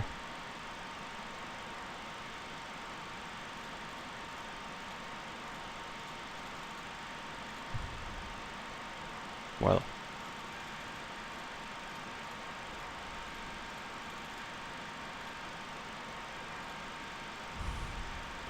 I still do not have a top of descent indication. That's weird. Normally it's telling you to top of descent and it's... Takeoff runway 08 left. So if you have a look on the outside of the right hand, there we go. See, that was what I was telling you. Hello, there is the airport of Munich. Let's do a screenshot here.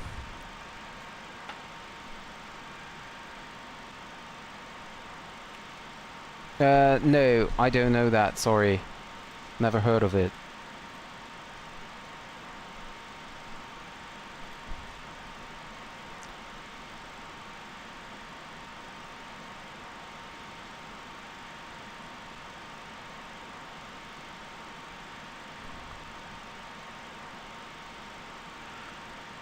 Another question pops up. Cross-feed valves separates right, center and left manifolds, but if you don't close a C valve, then smoke will go. I'm not sure.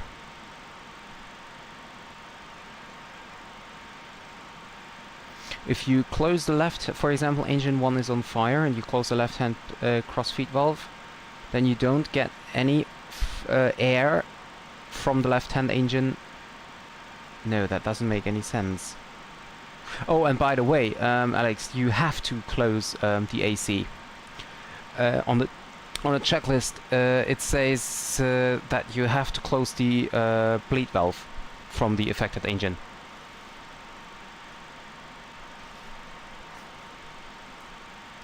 It's on the checklist as well, so...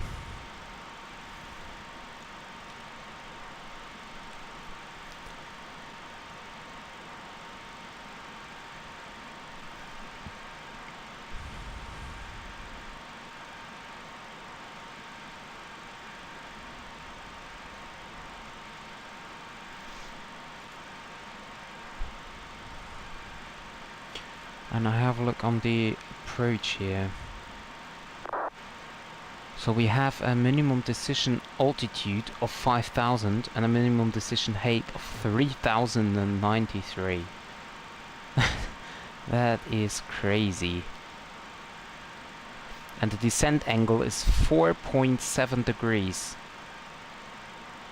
That's absolutely crazy. So we have to definitely reduce the speed beforehand. Let's see on the next page what the speed tells us. 280... no, that's Elman. 285 at Kudav. No, I want to have 220 knots.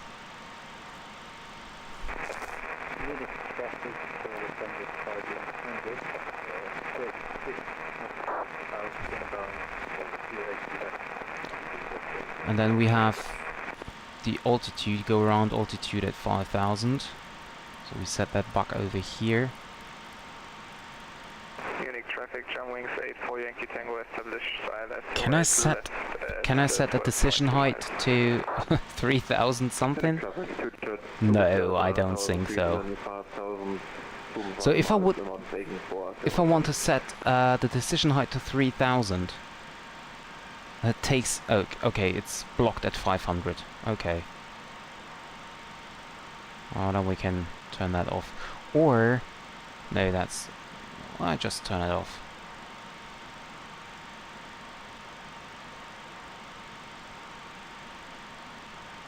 So basically I do not have a call out then, because if I set that at 5,000, it's still not telling me minimums, so yeah.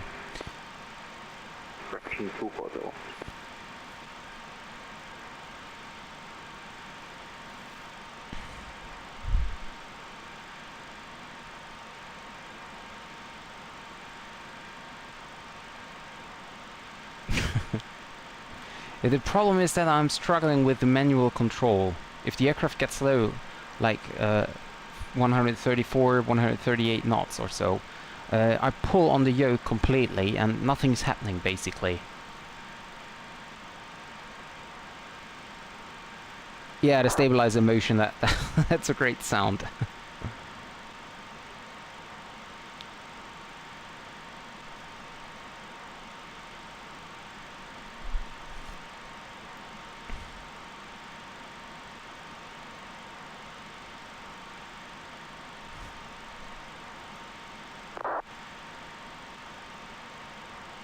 I only have fuel for about 30 more minutes. Or do I have 45? No, I think just for 30 minutes.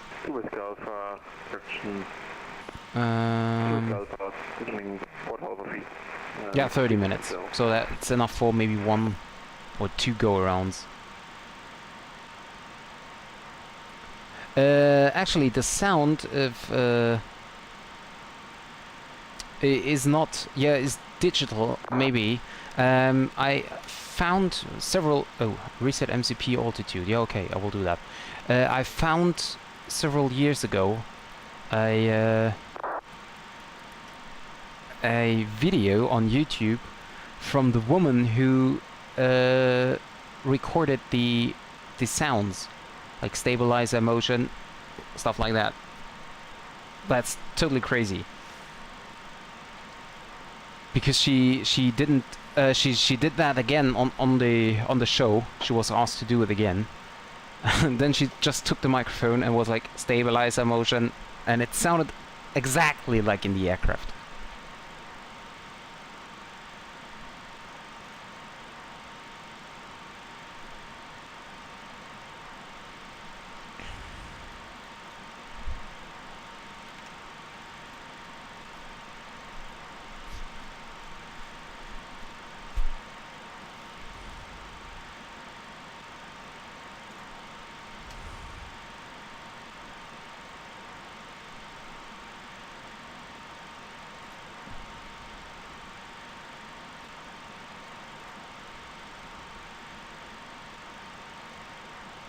You think in a negative way, yeah, I know. But, you know, the problem is if I mess up the approach and I land somewhere on the ground, for me, it's not, you know, I want to land at Innsbruck, and that would mean that the next stream, or the second next stream, would be to Innsbruck again. So all my streams would just be Innsbruck, Innsbruck, Innsbruck until I made the landing. And I think that's a bit boring.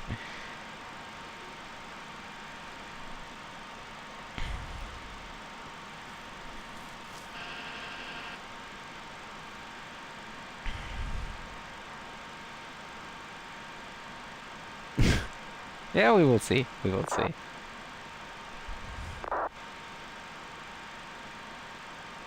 Innsbruck traffic, Danish Air Transport 461 is inbound Nazis. After that Elmham for the localizer west approach runway 08 at Innsbruck. We're leaving flight level 300 for 11,500 Innsbruck traffic.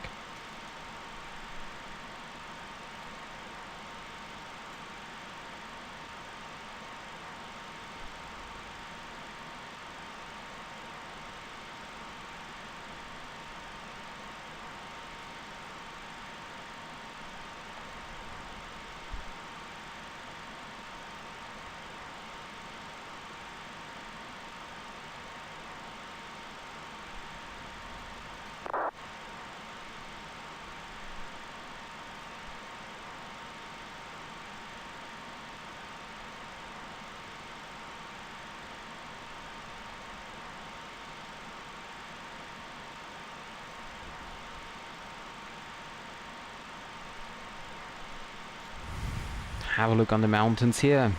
Crazy. And I think it's now time to turn on head tracking again.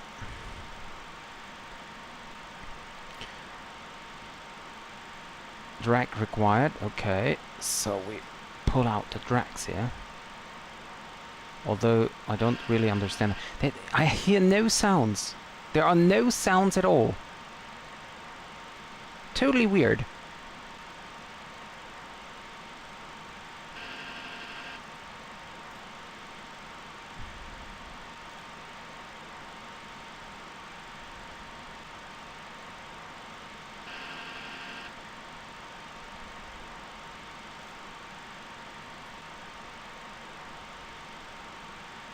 So weird.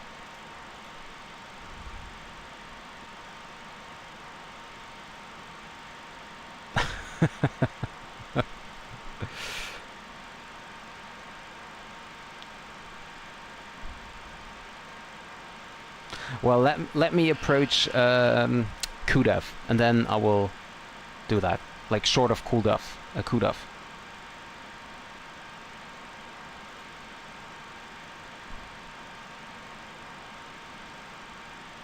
There are, by the way, aircrafts on the arrival as well.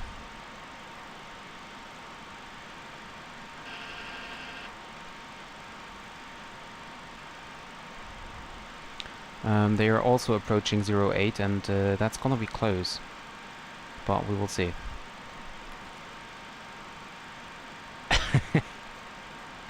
Well, to be honest, Alex, that's totally unrealistic to turn off the autopilot and do that stuff. There's the valley, by the way.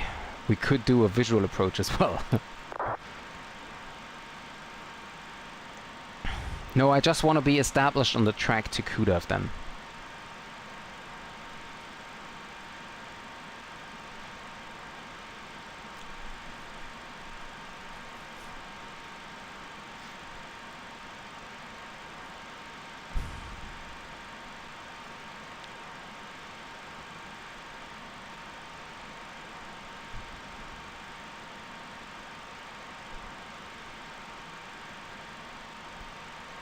Nah, I don't think they're doing it if they are doing an instrument approach and they have instruments available. I think we're coming in a little bit too high, although the green line here is fine. Oh yeah, I wanted to turn on head tracking. There we go. Get back a little bit more. No, oh, come on. So, and then let's get back. Okay, there we go. Oh, that was a little bit too much here.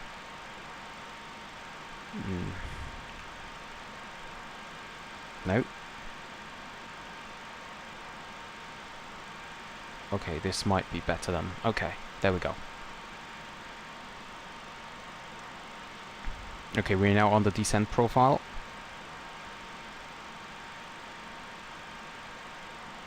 And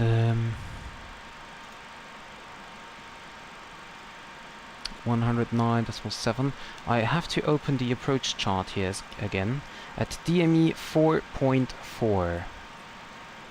Okay, And let me see if I can receive the ADF now.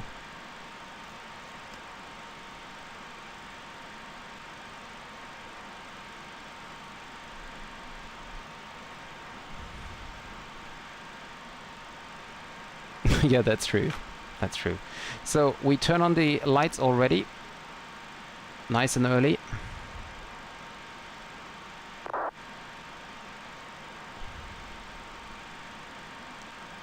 Innsbruck traffic, Danish 461 inbound Kudaf, for the localizer west approach runway 08.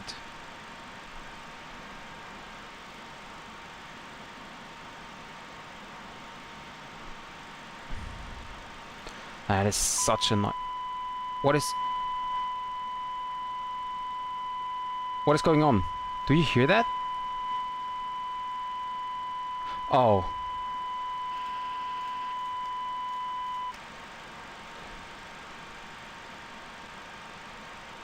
Lord. That was weird.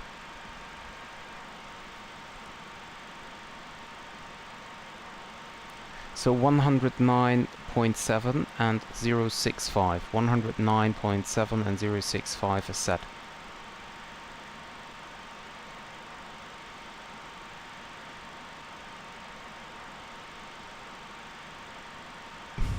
Yeah, we just like to simulate, and this is what real pilots do. They push buttons. I mean, of course, they also often flying, but you know what I mean.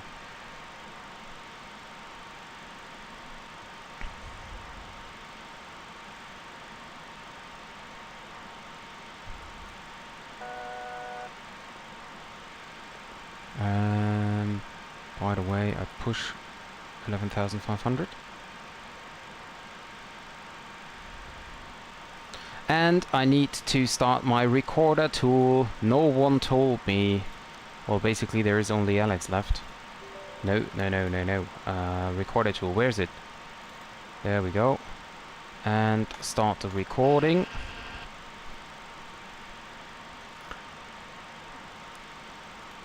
Set speed 180. Auto throttle off so that Alex is happy.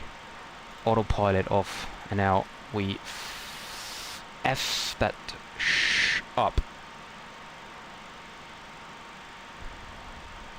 Open the charts here. Besides, may go to loc mode. Lights are on. Seatbelt signs are on.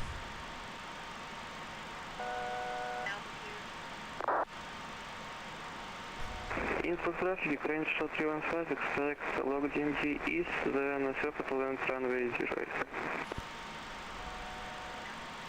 Danish 461 established on the localizer west for circling to land 08, Innsbruck traffic.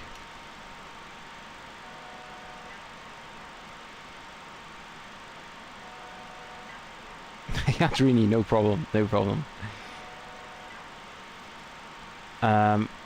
I can't get the speed down. So basically, I fucked up it already. Sorry, I said the F word. I hope YouTube is not blocking me now. Extend the speed brakes.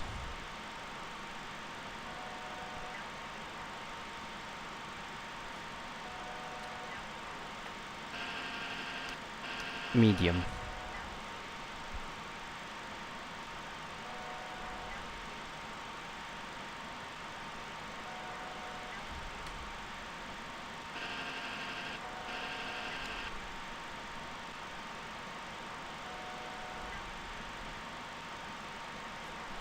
And I will be at, what, 5,000 feet, right?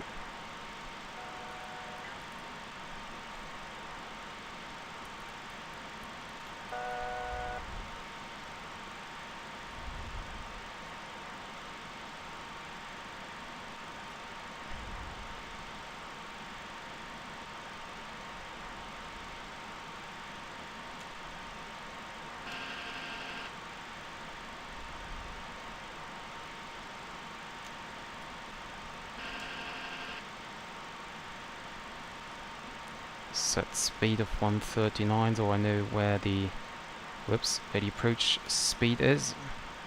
Maintain it 5,000. Speed brakes still extended. We're descending a little bit too fast. We go to go around thrust.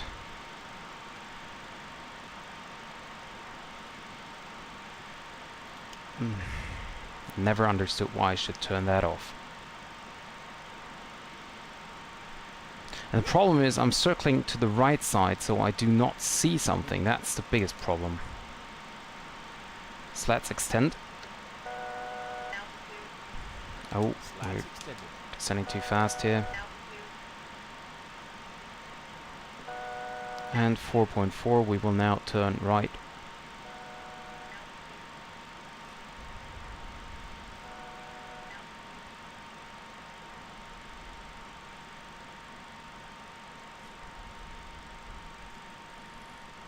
Flaps 15.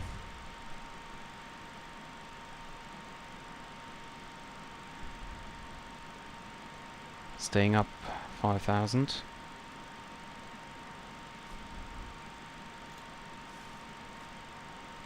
.180 knots.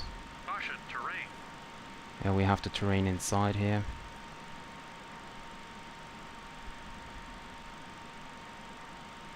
I cannot bank anymore. Spoilers retract.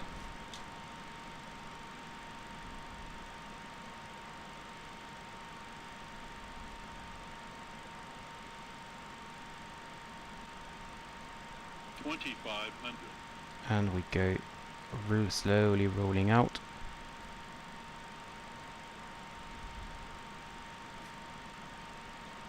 We go flaps.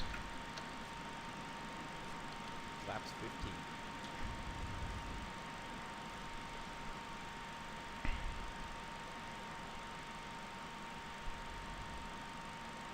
Do not see anything. Okay. The airport is down there. There's the village. Okay. So we basically continue flying here. Still 180 knots. And how can I turn off this blinking auto throttle thing?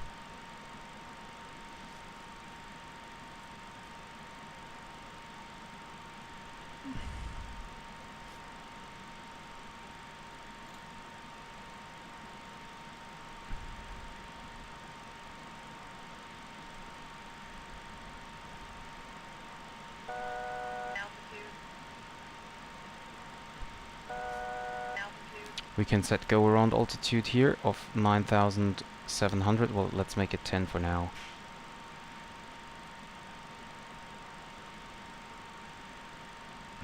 I'm having a visual reference of this city over here, or village. That's where I aim. We can turn on the terrain here as well. Should have done that earlier. Innsbruck traffic, Danish 461 on the downwind now, runway 08.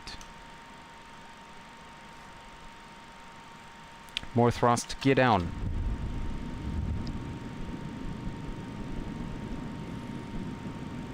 Gear down. Yeah, we are now descending. I just want to be a little bit higher than because I will most likely descend later on the speed brakes. So the thing is, I can't see anything. I don't know where the airport is. That's the main problem I have.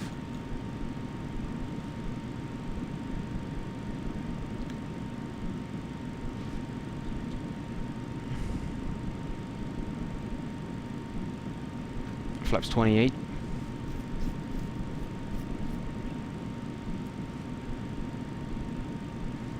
Flaps 28. So there is the airport down there. Here it is, just passing. Phew.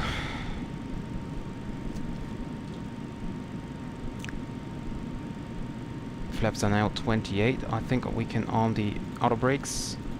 Yep. And we then now turn right. 1,000. Okay, banking. Flaps 40.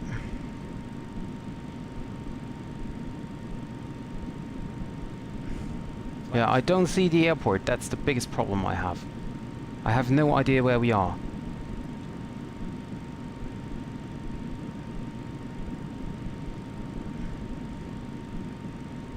Can't see the airport. Terrain, terrain. Bank angle.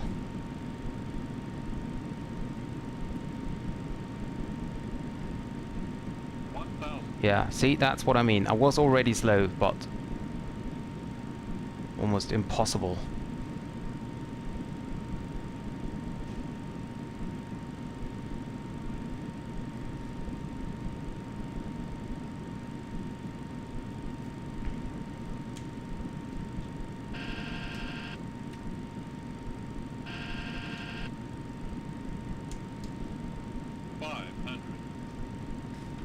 Innsbruck traffic, Danish 461, short final 08 to land.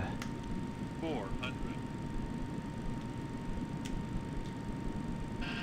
300.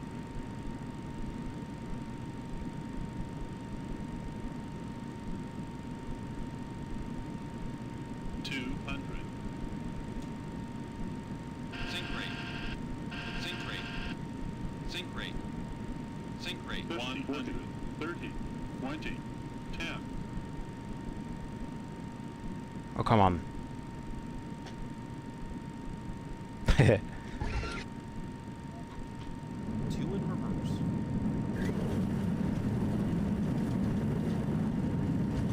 Well, it was a late landing there.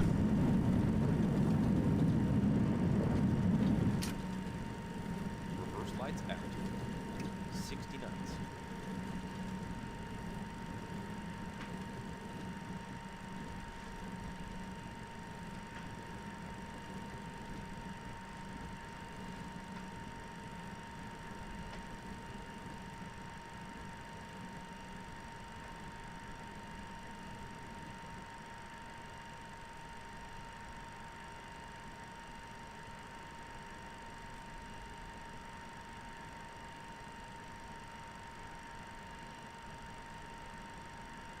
Come on.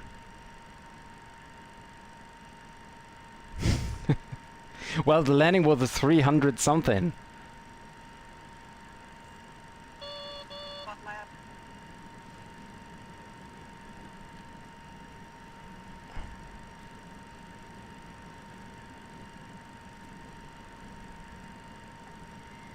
So landing was not really good.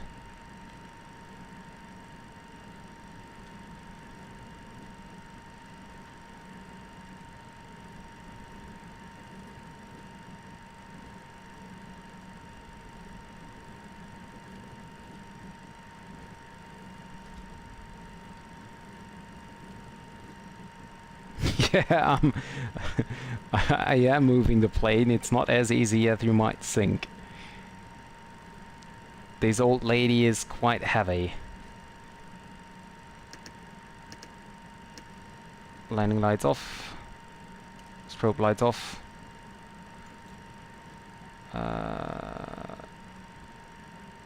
APU on.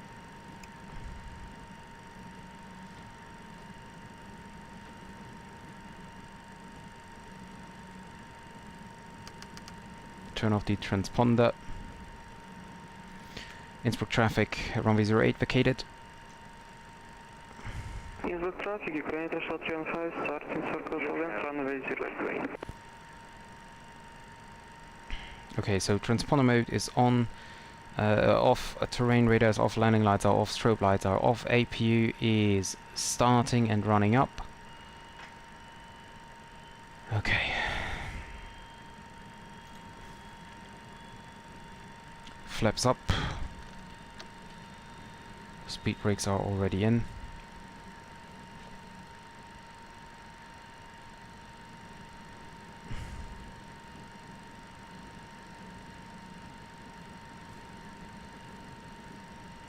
Oh, come on, Alex. The approach was nice.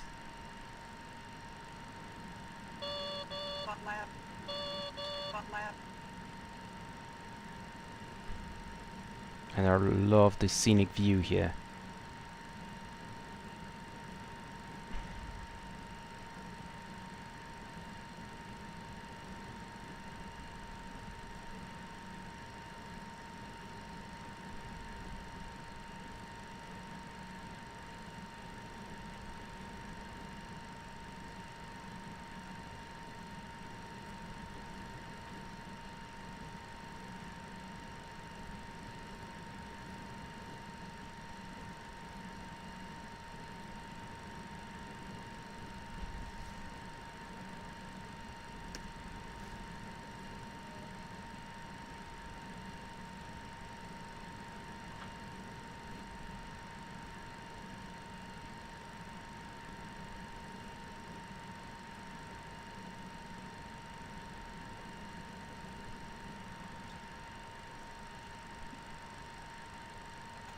Parking brake set.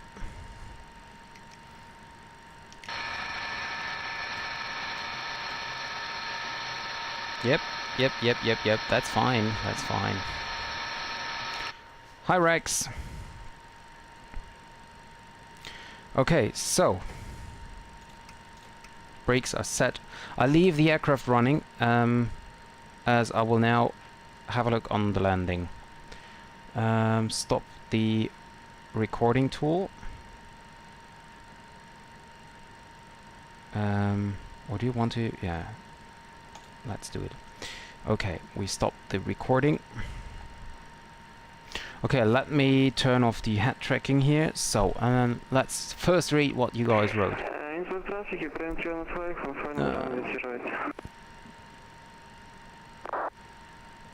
Yeah, that's true, Alex. Don't avoid experience, that's right.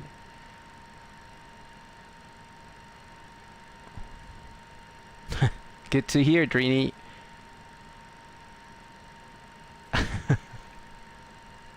Yeah, so turn off. No, you know what? Let's have a look. Let's first have a look on the.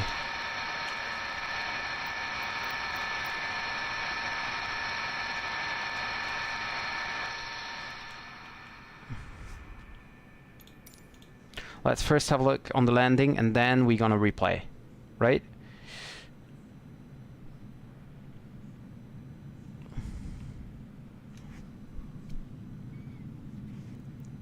I will now flaps down already.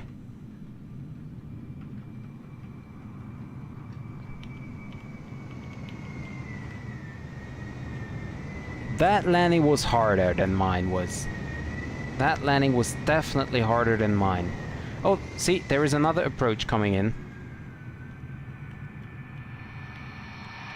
Hello, aircraft. Oh, he's way back there. Well, as long as he's not approaching 26, then we would be fine.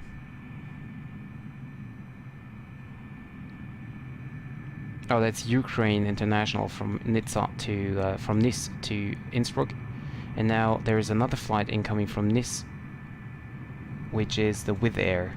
So this is the Ukraine there, and this is the other one, which is quite low here. Okay, so disconnect, and let's check. Okay, great. That's not working from the drone perspective. So flaps down, make the light a little bit brighter. Yeah, so flaps coming down. Oh well, actually. Okay, so let's extend it. Landing lights, I think, were on, and strobe lights were on as well. So start the replay.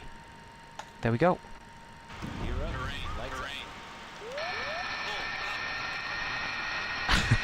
No, the moment of truth is already over.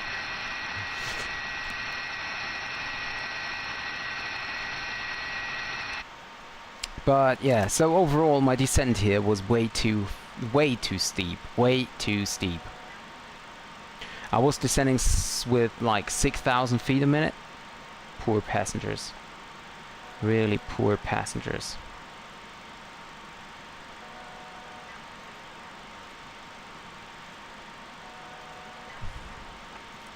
See, I'm already descending with like 3,000 feet per minute. That was way too steep. But I was too fast. You see, I still had 250 knots. Yeah, okay. Turn that in. So that was basically the first problem. We were too fast when we arrived at Kudav. We should have had like 180 knots or so. And now we're descending with 4,000 feet, 3.5, 3,000 feet now. And the localizer, would that work? Yeah, it would work, okay. So it was not easy to capture the glide slope as well. And I thought that I was too high because the airport's already down here. So that's why I pressed the nose down. And I could have used speed brakes as well. Yeah, that's right, Rini. That's right. But the problem is that was the first time I did the localizer west approach. And I didn't expect the descent path to be as steep as it was. That was the main problem, basically. See, I'm descending with like, I don't know, 2.5, 3 degrees now. And the glide path is 4.7. So, yeah, it's indeed descending with 4,000 feet. And you can see I have still 300 knots, which is even too fast for as we are below flight level 100. But I have the speed brakes extended, I think. Or not. Let's see. No, I have. Yeah, I have.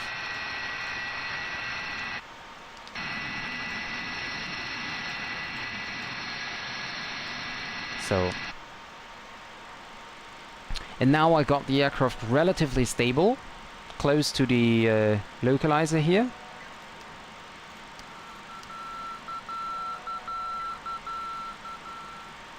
Maintaining roughly 5,000 feet, and speed is now decreasing.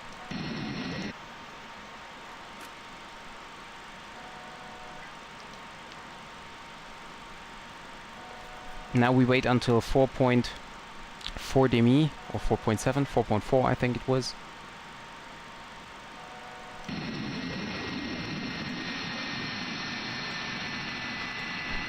And I'm not sure if I was too fast for the turn, because I was already banking with maximum bank.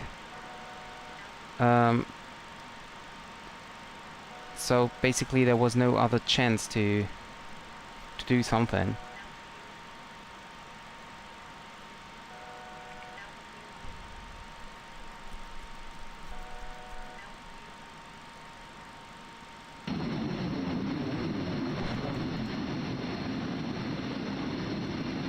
Yeah, and it was important that we stood in front of this mountain here. That was important.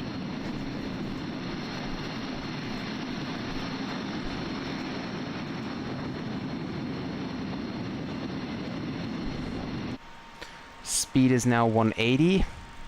That's good.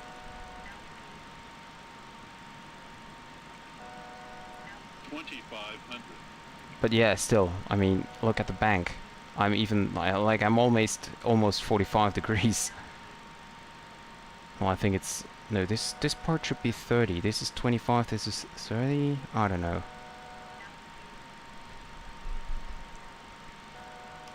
I'm still holding 5,000. That's good because the airport is back there, so we don't really need to descend to 3,500 at the moment.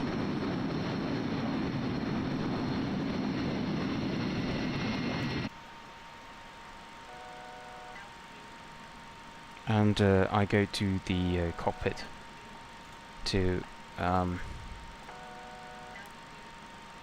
turn the altitude knob here.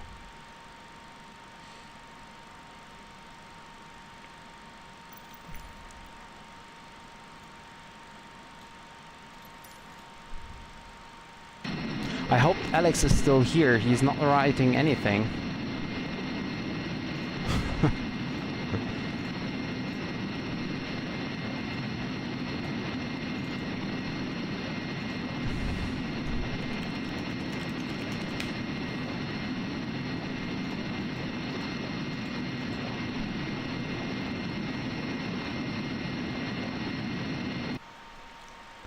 Look at that. Isn't that amazing?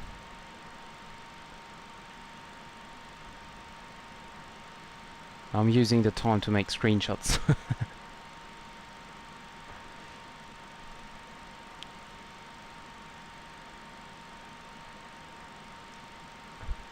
By the way, about flight array, you turn it off for not let directors visually distract you, because what flight is they're always wrong for your flight. It is common thing in case of visual approach, for example, since yeah, I know it's common, but I personally I think that I not get distracted by the flight director. I can just ignore it.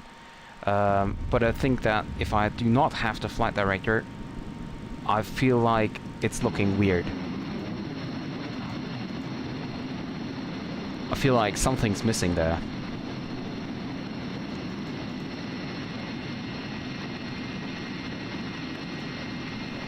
And another screenshot.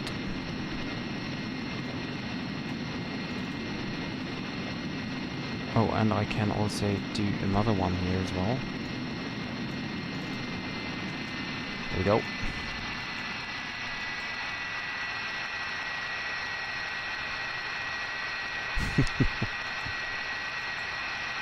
Look at the sun back there. Oops, what am I doing? Look at that. Terrain. I mean, for real? The sun behind the mountain there? That's just wow.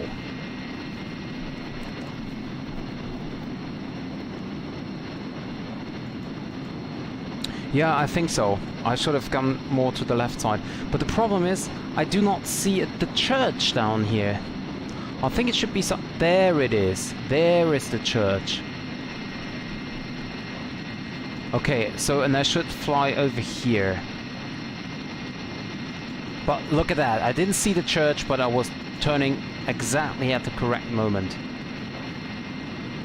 Okay, you know what? Wait a second. I have to pause the replay and... I cannot... Can I move? Oh yeah, I can. Okay, great. Sorry, I have to take that screenshot here. So, like this, and then... I want to have the sun a little bit more up. No, slow. Yeah, this is great. This is great. I'm sorry. I have to do that right now.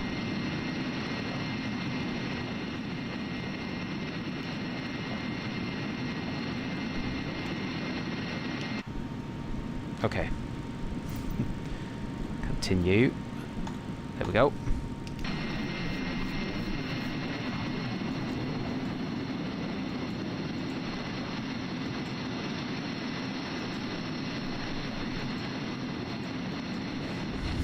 From the passenger view, they are just seeing the ground and some reflections. I'm banking again, like with 25 degrees here. That looks really weird. Oh, there was a stall warning. Oh, maybe because I have to maybe turn down the flaps manually. Okay, yeah.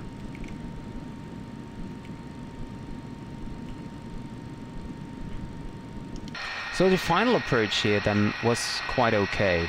Although it was again the problem that the aircraft got too slow. I'm still struggling with the throttle, and therefore I also had the problem with the approach down and the flare.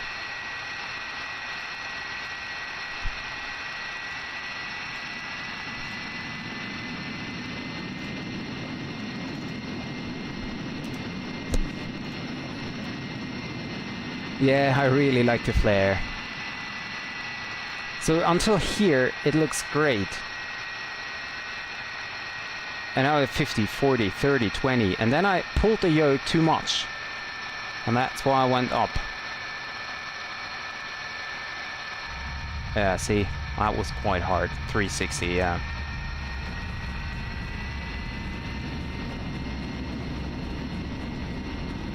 Yeah.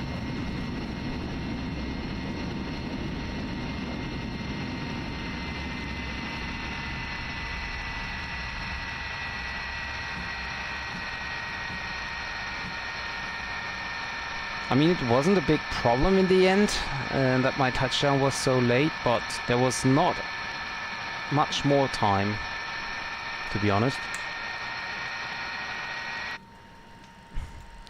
What does my brakes say? Oh, you can see the brake overheat is on. Crazy.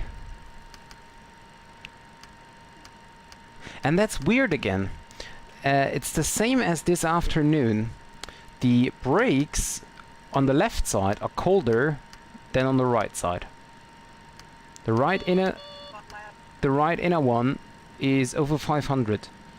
Don't know why. I have no idea. And I landed with hydraulic pumps on low again. That's why my yoke was not moving again, I think. Or not fast enough, I think. But yeah. There we go. Co-pilot view. Yeah, but well, anyway, that was a really nice flight again. A really interesting approach, and I finally managed. Why is the autopilot off? I mean, completely off. Anyway,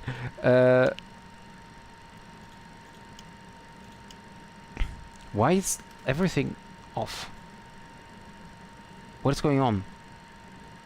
Hello? Ah, there we go. Yeah, it was a very nice approach today, and I finally made it down, even with the circling. And this is common from many virtual pilot. They float so much so when they make a touchdown or runway, the aircraft basically in a stall, falling down like a stone. This is why I... Yeah, I know, that's the problem, but I wasn't able to do it different, basically.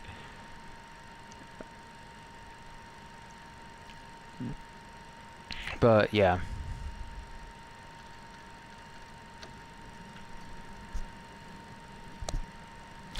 So I posted some screenshots on my Discord channel. If you want to have a look, then feel free to do so.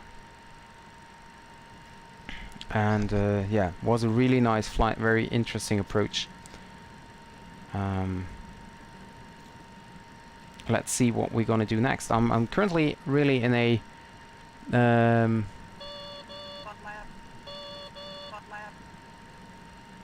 I'm currently in a like MD-80 fever, but I don't want to give you too much MD streams, so I will see what I'm gonna fly next. I think there is not much more you should check, Alex. Like I had the aborted takeoff this afternoon, which was basically already too late because when the co-pilot mentioned we won, it took me another 2 seconds or so until I said stop. But well, that's what happens when you do not watch the engine instruments closely. I mentioned that in the description as well. But yeah, I don't know which flights you have seen and which you did not. The flight into Alanya yesterday was also very interesting. I had a go around there as well because I was too fast in the approach. And hello, parking brake.